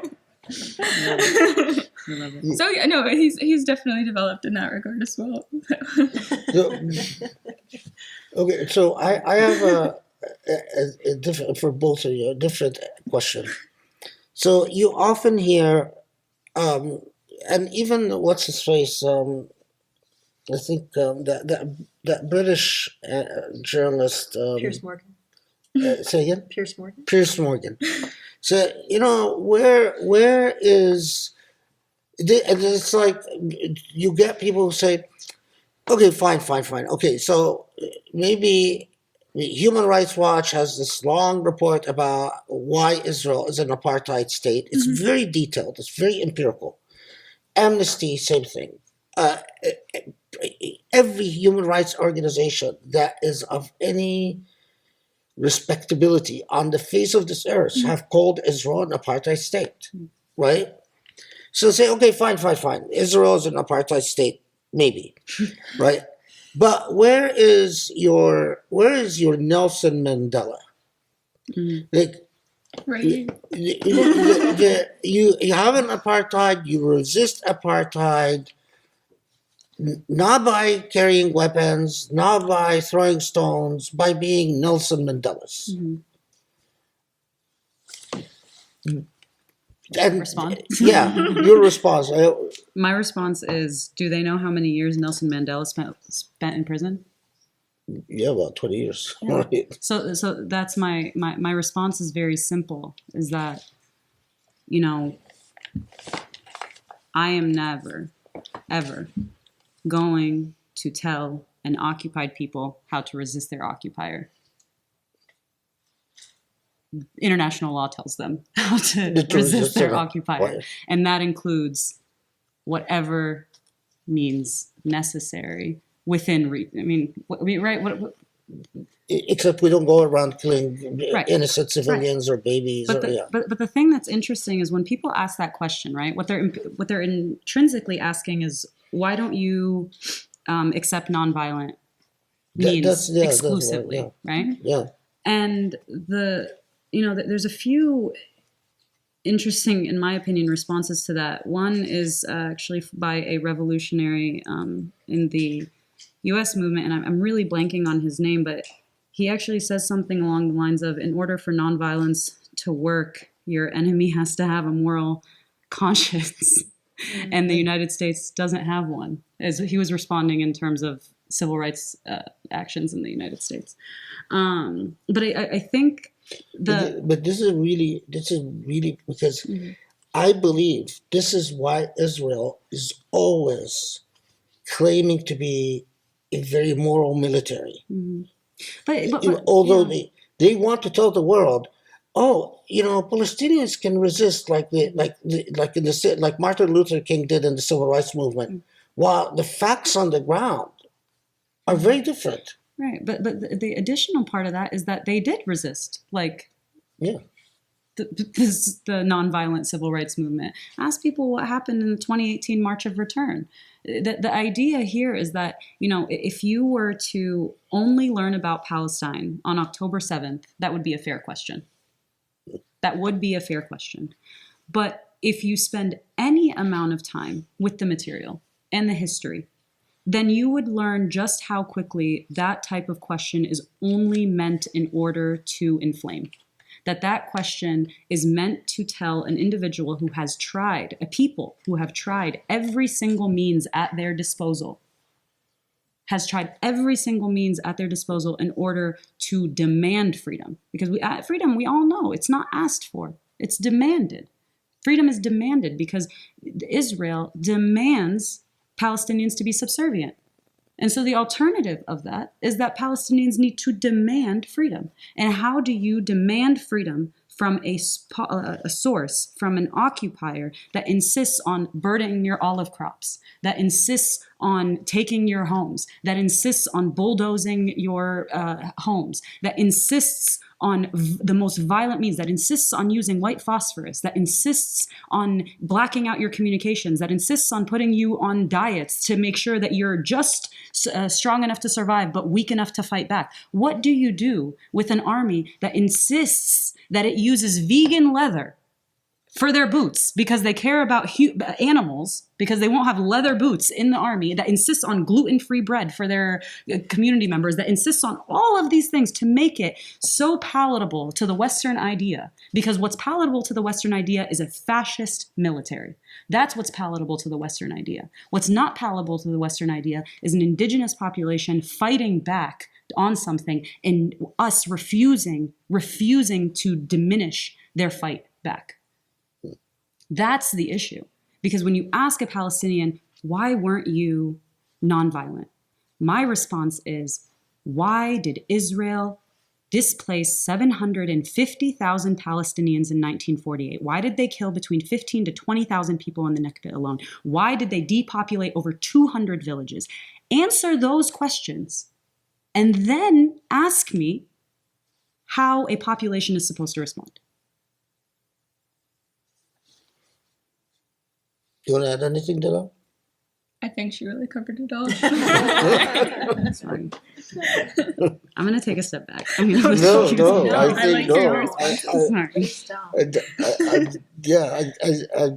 this point, I think the point is for the points to be made. Who makes them, I think, is immaterial. Tell us about some of the most, and we talked about, having sort of like a top 10 list or top 5 or top 3 list of questions that are continually thrown at you to help, some of us who are listening know how to respond. Maybe. Yes. So I would say in the college capacity, probably my generation is, I don't know if this extends, to but cancel culture is a huge thing right now. So I think how to navigate cancel culture and this idea between Zionism being, or anti-Zionism being consistently conjoined with anti-Semitic rhetoric would probably be the top thing of concern. How to navigate somebody consistently being if you condemn the state of Israel or condemn any form of Zionism, you are automatically anti-Semitic, when that is continuously being perpetuated as a form of propaganda. How would you respond to that? Oh, yes, me? Yeah, how would you respond to that, Jenny? How would you respond?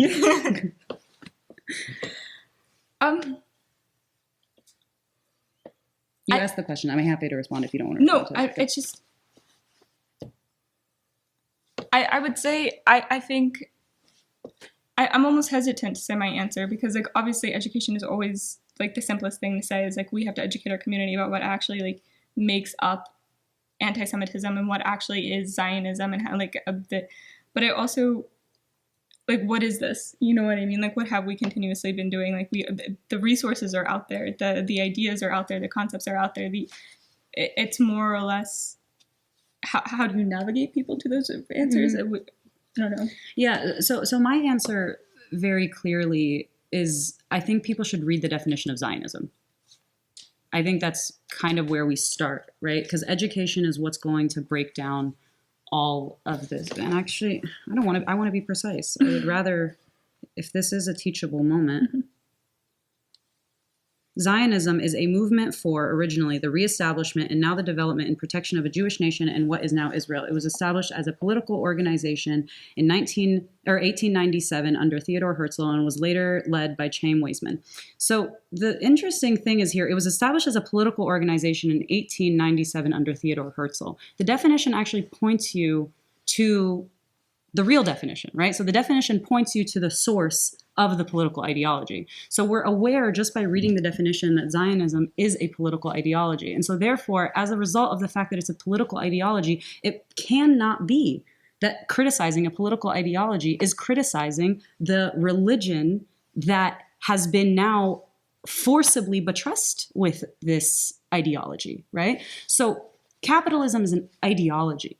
Democracy is an ideology. Zionism, too, is an ideology. It's not a faith. It's not a religion. And if you understand the formation of the state of Israel, then you know inherently that it was founded on Zionism. It was not founded based on Judaism. And one of the clearest examples of that is that despite using Judaism, and I use that word very intentionally, despite modern day Zionists use Judaism as a type of shield to limit the to limit the possibility of questioning the ideology, because the ideology itself, from Theodore Herzl's writings, is very clearly about establishing dominance in a political sense, in a physical sense, by overtaking a nation. It is very clear. He calls it settler colonialism in the actual documents that Theodore Herzl speaks about. In addition to calling it settler colonialism, he refers to Palestinians as the natives. He refers to Palestinians as the natives in his writings.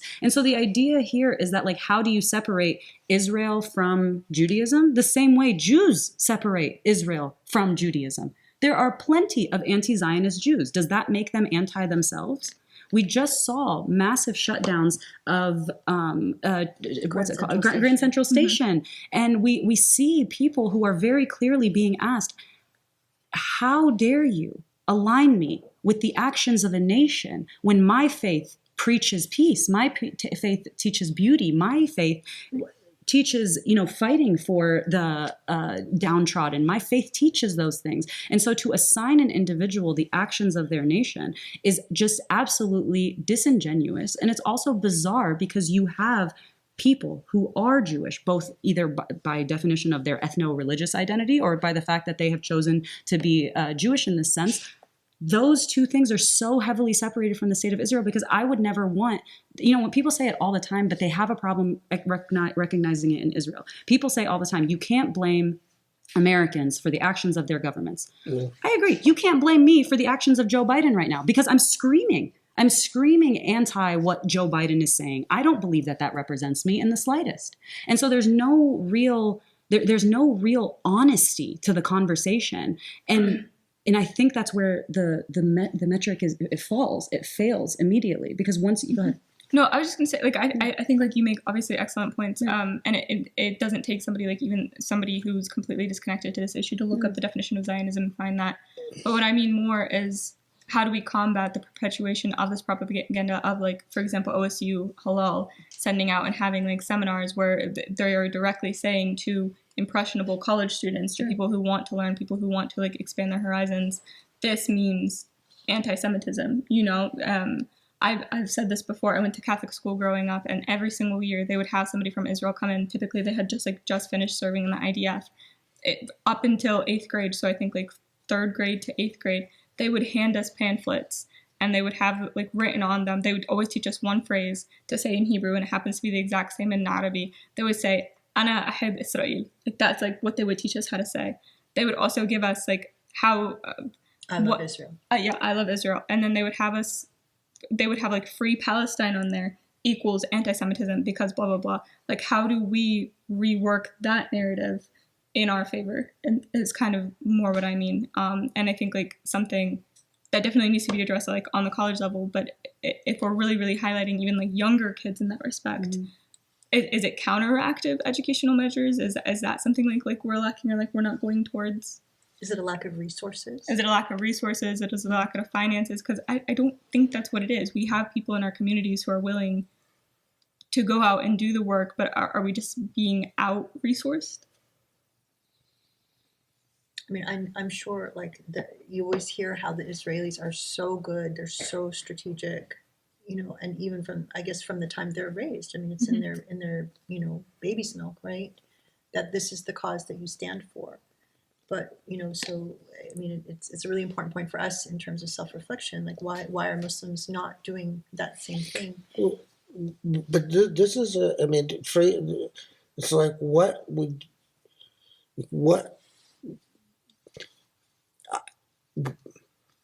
what is the type of help you expect from your fellow Muslims?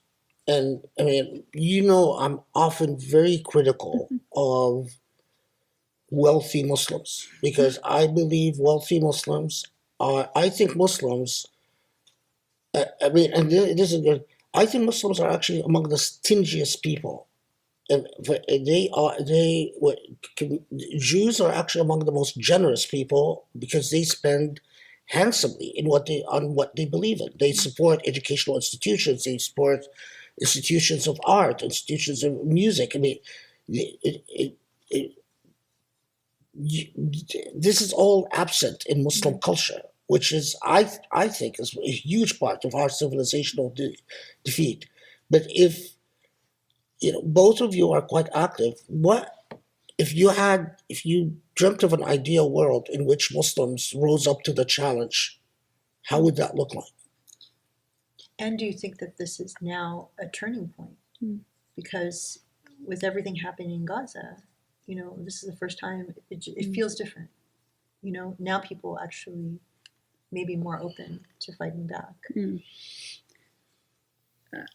So I actually think there's a few things that contribute to Muslims not donating or investing in certain things.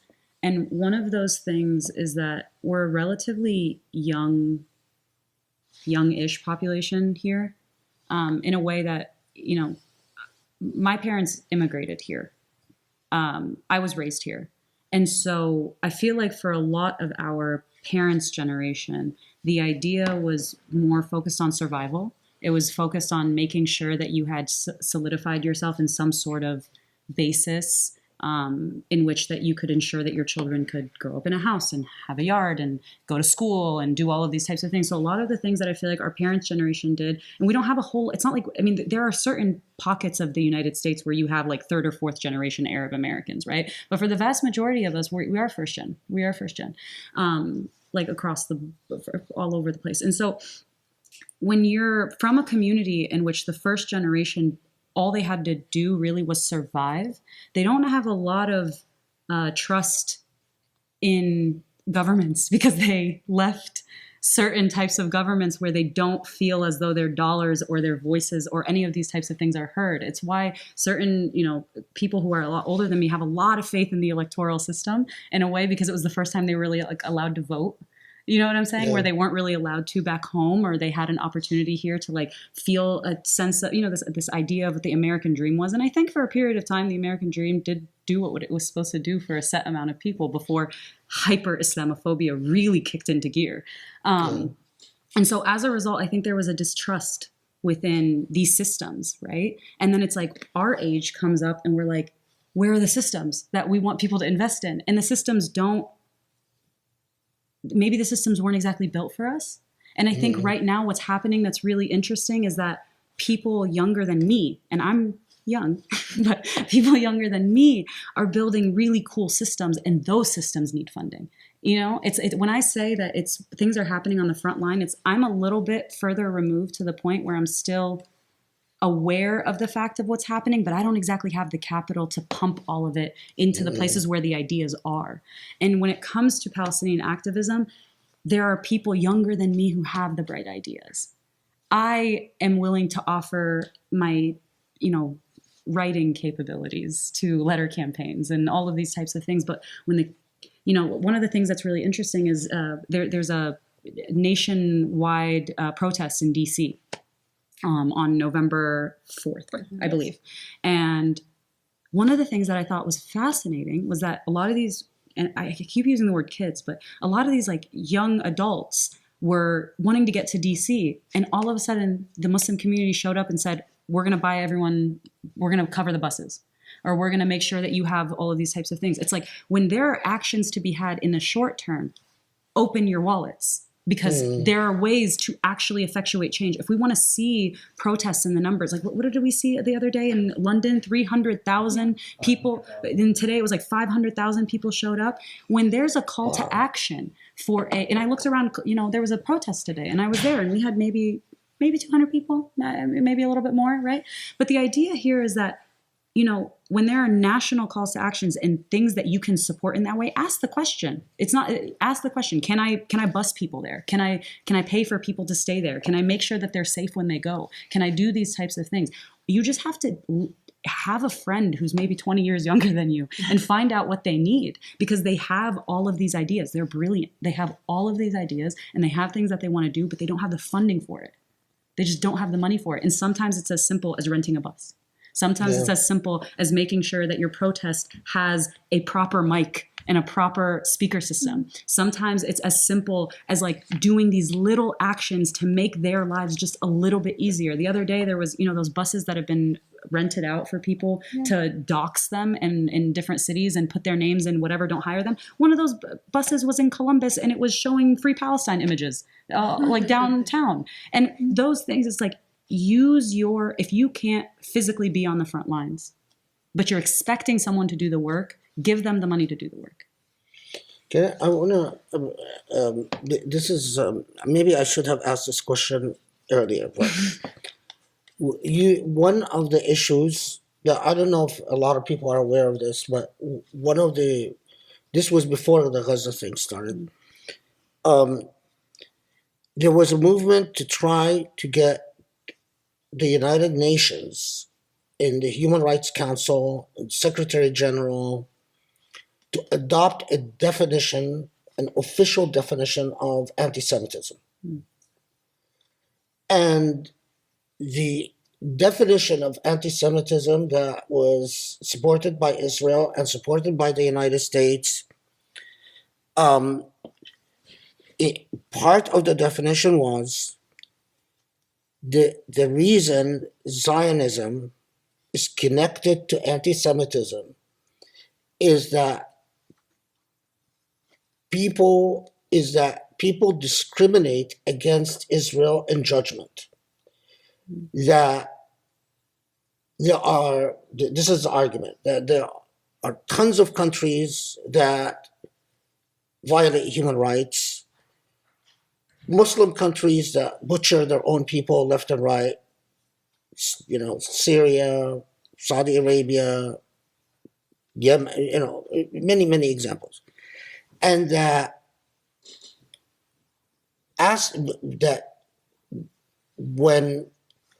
if you're going to condemn Israel for its misdeeds, you can't do that unless you also condemn all the misdeeds of all other parallel wrongs. That definition of anti-Semitism was opposed by many organizations, including Human Rights Watch, Amnesty International, special rapporteurs, like, for instance, the UN Special Rapporteur on race and racism, who was actually my colleague at UCLA Law. And of course, when she opposed that definition of anti-Semitism, she was condemned by her own government, although she's a US citizen, an American law professor. And basically, her own government said, she wasn't reappointed as a special rapporteur for the UN. I think it's probably because of the position she took in opposing this definition. But that is part of the heart and core of the argument, is that you guys judge Jews more harshly, or you apply a scrutiny to Jews that you don't apply to other people. That is the link, because you raise the question of what is the link between Zionism as a political ideology and it's not religion, it's race. That's the whole anti-Semitism, Jews as a race. And the argument is, well, it's because your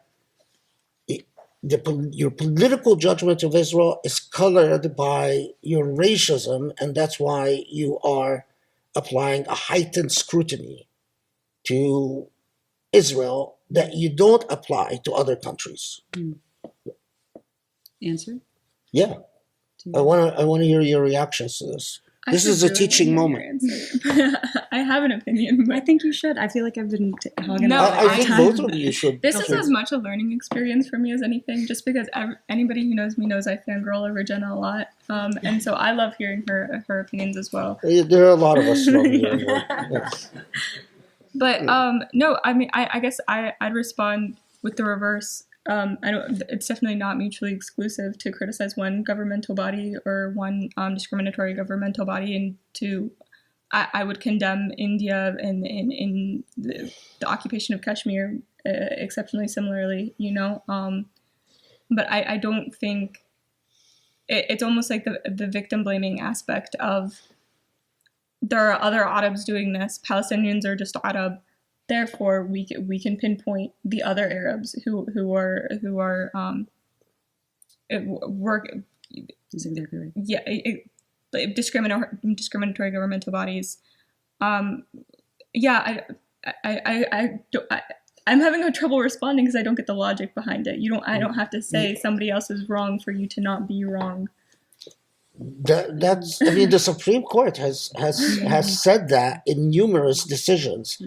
I mean, if you go to law school, when you go to law school, inshallah, you'll read plenty of decisions by the Supreme Court that says, well, you know, just because we can't end all discrimination, it doesn't mean that. But aside from that, I want to hear Jannah.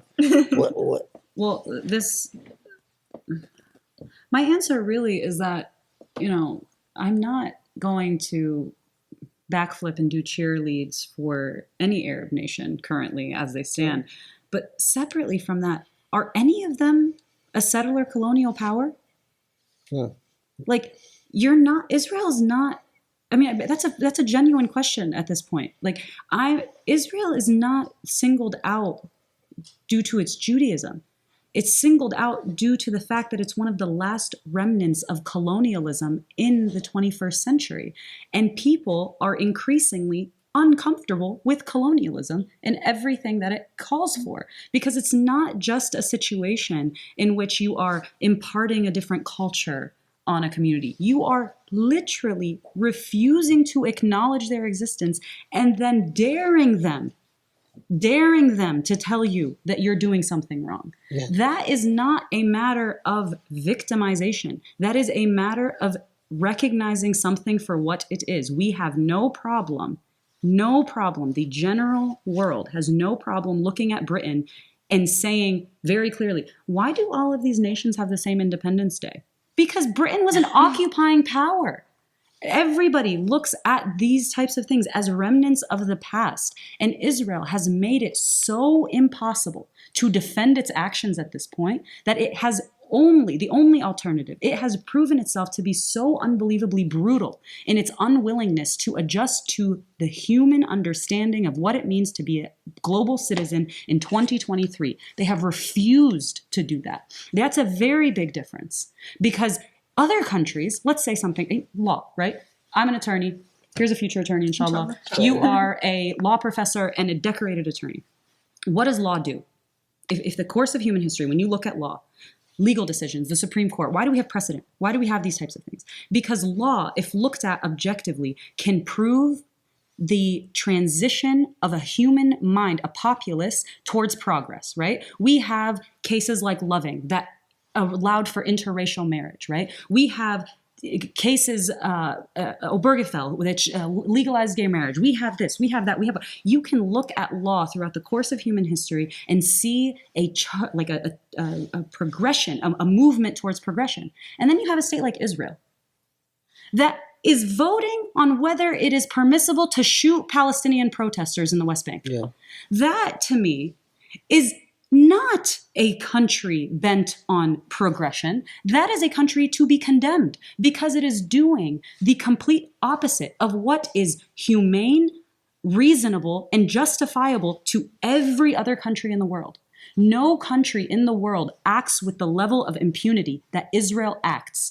And no other country in the world has the backing of a superpower like the United States in which to prop it up. And no other country in the world has the ability to nuke its neighbors in the way for daring to rise up against it. When we're talking about policy understandings of the Middle East, why are they actually afraid of what Israel's going to do?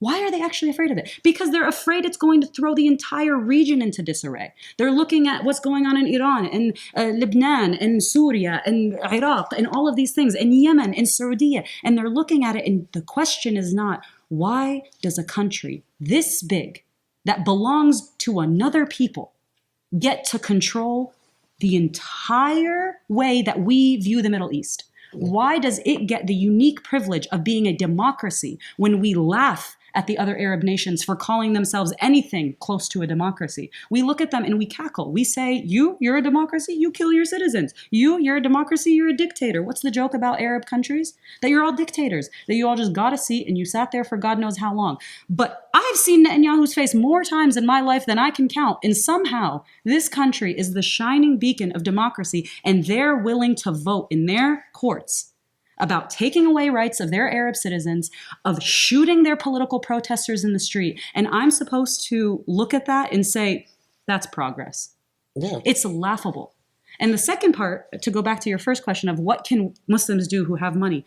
Buy academic chairs in universities to teach Palestine studies.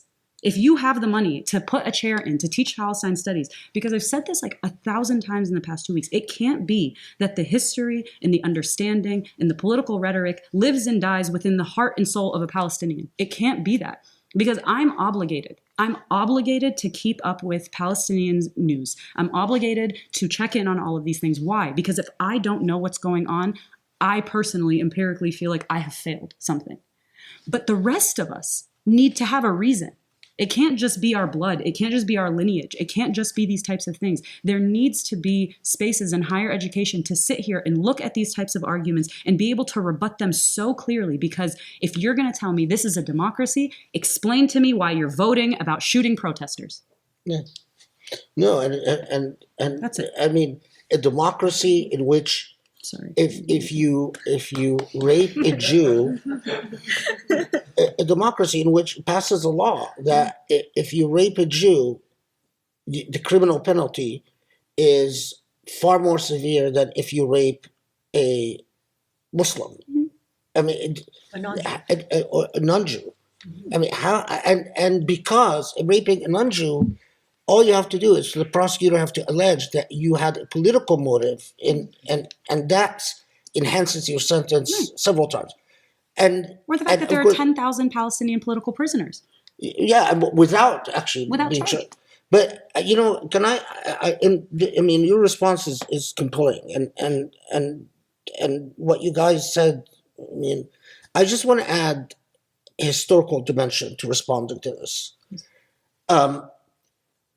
One of the things, again, that colonialism has consistently done is when it comes to moral judgments, and this is inherent in the institutions of nature of racism. Institutions of racism always presume that the superior race is entitled to discernment and distinction, and that the inferior races are not entitled to discernment and distinction. Mm-hmm.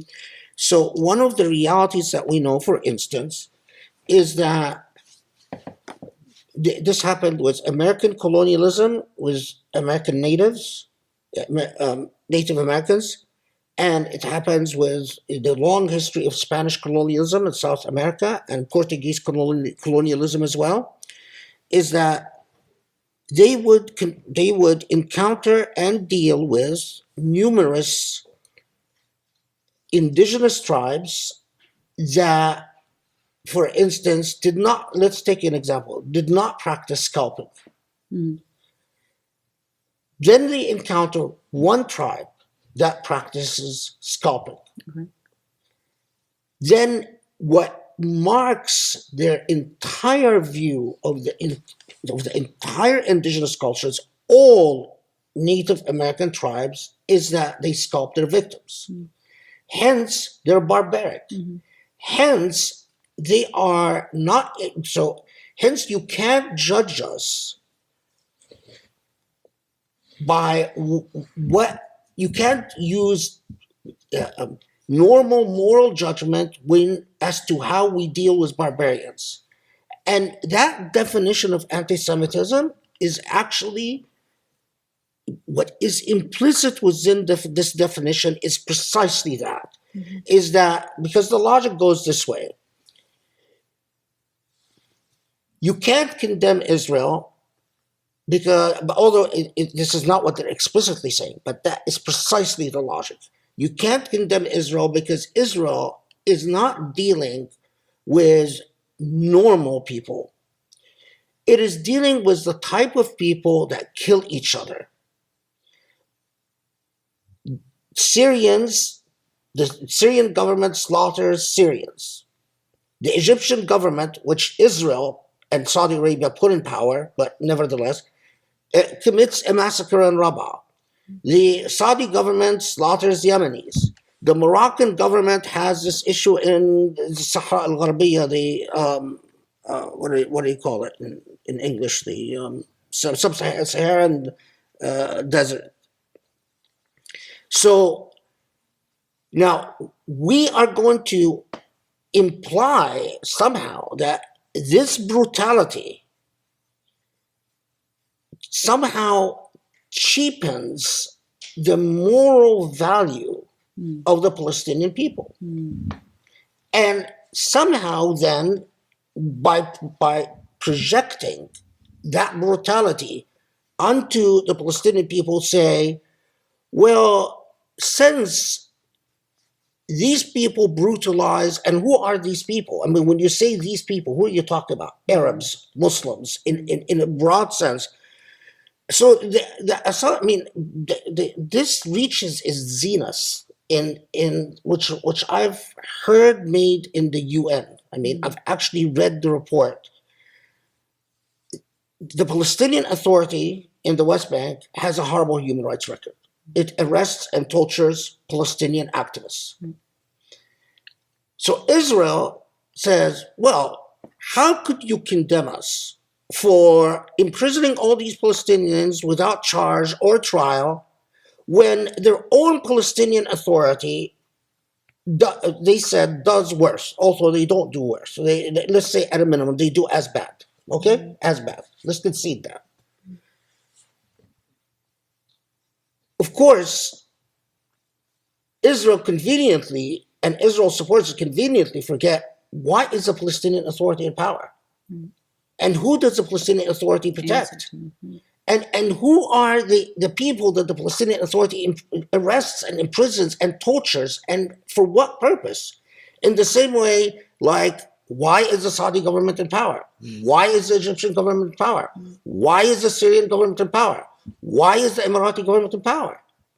I mean, so the whole logic is structured on a whole building of racism. So, I mean, what in trying to define anti-Jewish racism, by coupling it with Zionism, you are actually committing a racist offense against a whole, but because Arabs and Muslims are invisible in people's eyes, and this again goes to the point you made about creating academic chairs, because we don't have intellectuals of the caliber of, I mean, we have Rashid Khalidi and Edward Said. I mean, we don't have intellectuals of the caliber of Edward Said. One intellectual is not enough. You know, because these are the people who could look at these arguments and vet them out in the most rigorous fashion and expose their fallacies. I think that's a brilliant point. I also think, in addition to that, it's worth noting that anyone worth their grain in analysis of understanding what is currently happening in Palestine, Israel, is if and when Palestinians are liberated, it will fundamentally change the entire region. Yeah.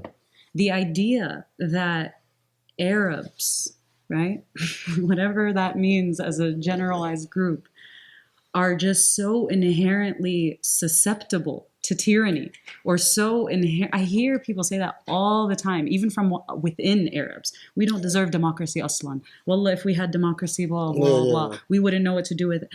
The idea that you have been tricked into believing that this is the only system of governance that works with our people and not that this system of governance has been installed in a way in order to stifle the human being. Palestine is so important because it teaches you what liberation can look like. And if the Palestinians can liberate themselves, you're telling me the entire region won't change? Yeah, they would. The Absolutely. entire region would change, because to believe in Palestinian liberation inherently means that you believe in equal rights for all peoples. And in that region, you cannot claim to believe in Palestinian rights and not believe in the rights of the Syrians, and not believe in the rights of the Saudis, and not believe in the rights of the Jordanians, and not believe in the rights of the Iranis, and not believe in the rights of the Afghanis. You can't do it. It's just a logical fail. It's a failure. And so all of that is true. But also internally, we need to decolonize this idea that when they tell you your people are violent and aggressive and هذا اللي بيشتغل معهم, this is what works. Yeah, this is what works with that's them. the only language they understand. You have adopted the idea of your oppressor. Like, one of the things that I love doing is looking at Palestine before 1948. Yeah. Looking at videos and pictures of what Palestine looked like. Yeah. And the thing is that if you pay attention to what's happening in Gaza, if you're paying attention to what community, collective work looks like right now in Gaza, you will understand that Palestinians, particularly in Gaza, can be an example of what it looks like when your communities work together and push and only worry about making sure each other is good. Right now, I mean, yeah. I have a question actually about apathy, because I feel like, especially maybe in college university environments, or I mean, I don't know, at large, but you probably see it the most at maybe on campus, where people are just coming upon themselves, and they're obviously involved in whatever they're involved in at school. But how do you make people care about this issue? What have you encountered, right? Because people can just look at you and just say, whatever, that's a Middle East issue. It has nothing to do with me. And just curious what your thoughts are on that. No, that's an incredible point. I think we've been told twice, if not 3 times this week, either this is not a local issue, it's an international issue. We've been told by the university itself, this falls outside of our jurisdiction, but yet in the same breath they had a webinar about the Israel-Hamas war to kind of like debunk myths or whatnot, but then there wasn't a single Palestinian on the webinar, on the panel. And then when we asked about it, they were like, well, nobody's willing to give any insight. Like, it's because there's nobody. There isn't anybody to sit on the panel. And I don't know. I think it opens the door to the larger conversation. Needing to get academics in the door, needing to get people. We have we have one advisor, one faculty member who's completely willing to go out like on every single limb and bat for us, and not much other. I sent out an email last Monday, I believe, and I had invited 60 administrators and faculty members and heads of departments to a forum that we had yesterday to essentially just for us to be able to like speak our grievances and ask whether or not the university would be willing to make a statement condemning Islamophobic sentiment on campus. We had 3 show up. So, yeah. And the rest actually directed us to a department that said that they couldn't help us. So it goes back as well to the point that we're willing to put in the work. We're happy to put in the work. We have been putting in the work, but we need higher up people in our community. I had asked Jenna today, I needed the name of an elder in our community. And when we sat and we tried to think of somebody between the ages of like 40 and 45, we couldn't think of anybody like that could come out and like bat for us, like for something that we needed. It comes down to that, like community measures and trying to build them, especially like from a university perspective, because you are right. It is where people are coming into their own. It is where people are like building like these formidable ideas. And I don't want to speak for every university, but OSU Halal has that firmly established. They have an insane community network. They have a house on campus. They are beating us in perpetuating ideas and in concepts and educational outlets in every capacity. We don't have the resources to compete. Because they have the community support. They have the community support. They have the national support. They have the university support. They have the financial support. They have the academic support. We have an entire department. It's called the Melton Jewish Studies Department or something, our center. just for Jewish studies on campus, you know, whereas I believe, I want to say we have the second largest Muslim student association in the country. So like these numbers are decently congruent, but yet the Near East, we're not even in Islamic studies department, we're a Near East and Asian and language or something studies department, and they group, I don't even know how many countries. And the Near East also includes Jewish studies, and I mean it's sort of you have Israel studies, you have Jewish studies, and then you also have Near studies, which includes Hebrew, and so it's not the Near Eastern departments have nothing to do with either representing Islamic identity or leave alone Palestinian identity. So and how many Palestinian studies centers exist in the U.S.? There's not even I think there was at one point an Israeli-Palestinian conflict course offered, and then it was too controversial, so they took it away. That's it. Do you know who even taught it? I don't know, actually. It was in the history department. We have one history professor who's a second-generation Palestinian, but he also fought in the Iraq War, so it's not a great representation for the community and of the community, you know. Even our advisor, the advisor that we have, not Palestinian, not Arab, not Muslim, we don't have any faculty support in that regard. We have... you know, I could tell you that I know that a lot of Jewish activists, I don't want to depress you, but a lot of Jewish activists, they as they're thinking of going to graduate school or going to law school or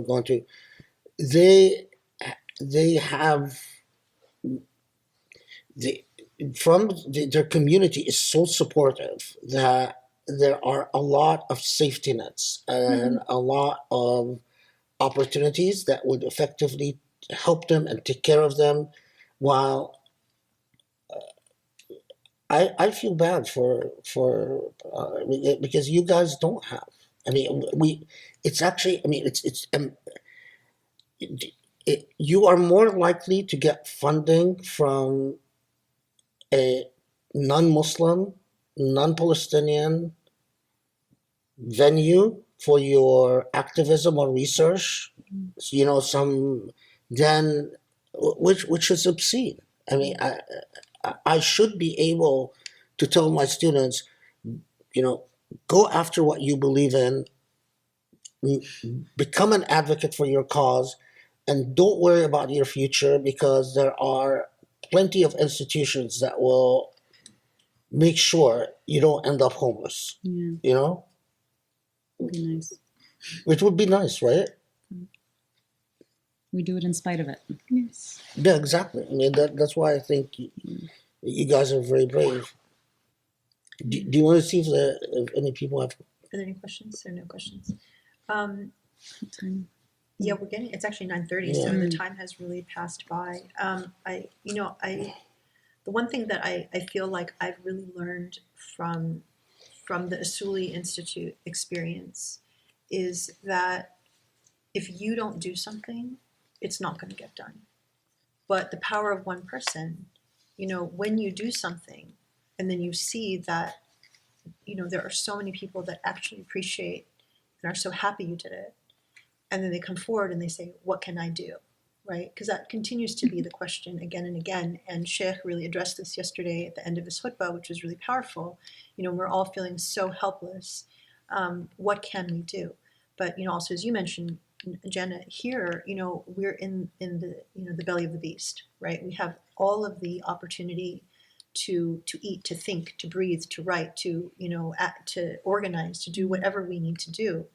And all it takes is for you to have the great idea, and then you've got all of these people who are willing to work it, right? It's actually quite exciting, because a lot of times when I get really angry and upset, you know, I decide, okay, I'm ready to fight someone, I'm going to go write something. And, you know, and the thing is, like, when you do that and people respond, it's really, it feels good, and you feel like, okay, what actually matters is God is watching you. What are you doing? Okay, no one expects you to go fix that whole problem, but whatever little bit you can move forward, you absolutely have to do. So, like, when I'm listening to you talk about, okay, you've got the people with ideas, they just need money. Like, it reminds me of, there was someone who put together a website for teachers, right? Because teachers are like the most important people in our community, but they have no money.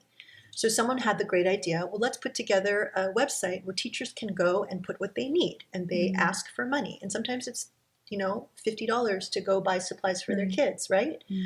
Maybe someone out there has the capacity to build a website where we can connect people, and people who are on the front line act like, I need someone to pay for a bus. I need, whatever. That's actually a really good idea. That's a And great then idea. you can just, so here you go. Here's an idea. If someone has the technology, to do that. Here you go. Take it. Yeah. I mean, I don't know how to do that. Maybe someone out there knows how to do that. Or maybe we just create a website where it's like, okay, you have an idea, but maybe you don't know how to make it happen. Put your idea down and You connect post, with say, people. this is what I need. Can anyone fund Right. me?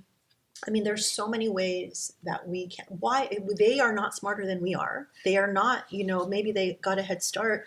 They don't have a better cause than we do. I mean, you said it very clearly yesterday. We are looking for an ethic that is for everyone, from, believer to non-believer, from heathen to, I don't know what you said, but it's like, regardless of your skin color, right? Like, this is what really, like, makes me so angry about, even my situation with these marketers. It's like, okay, now it's the veil is off. You don't believe in the same humanity that I believe in. So in some ways, thank you very much, right? It's made life very simple, very clear. Do you see the genocide or do you not? Okay, now I know exactly where you are. And so it's like, okay. And so, I mean, so in this sense, I mean, Palestine is it's such a defining moment for us, but it's like you said, it's the spark that will change everything, right? Because it's not just about, because I'm not Palestinian, but I'm human, and I care, and I'm Muslim, and I know God is calling me to something much higher, and I love seeing the Jewish Voice for Peace people who are so ethical, and they're out there stopping the train station and putting their bodies online and saying, not me. They restore my belief in humanity, I have to say. So the difference between my marketer and the Jewish Voice for Peace people, it's like, okay, they don't share religion. So now we share something with other people, with other human beings. That's beautifully put. And that's what matters. And so it's like, now I feel like, okay, this is a wake-up call for everyone, and so that gives me hope. So, I mean, I hope that this session has been amazing. Thank you so much. Thank you so and, much. Thank you like, in a time when I think we need to come together, we need to find ways to find hope, seeing, like, Can I add this, that please, everyone who's going to hear this, and this I'm saying it's an advice to ourselves as well. I'm really worried that a week from now, we're still going to be with Israel massacring Palestinians. And, now we're approaching very quickly 10,000 killed, many more, thousands of people are still under rubble. And how about 2 weeks from now, 3 weeks from now? Don't allow fatigue to step in. People in Gaza can't turn this off. I mean, I really believe that none of us have the right to say, "Oh, I'm getting tired."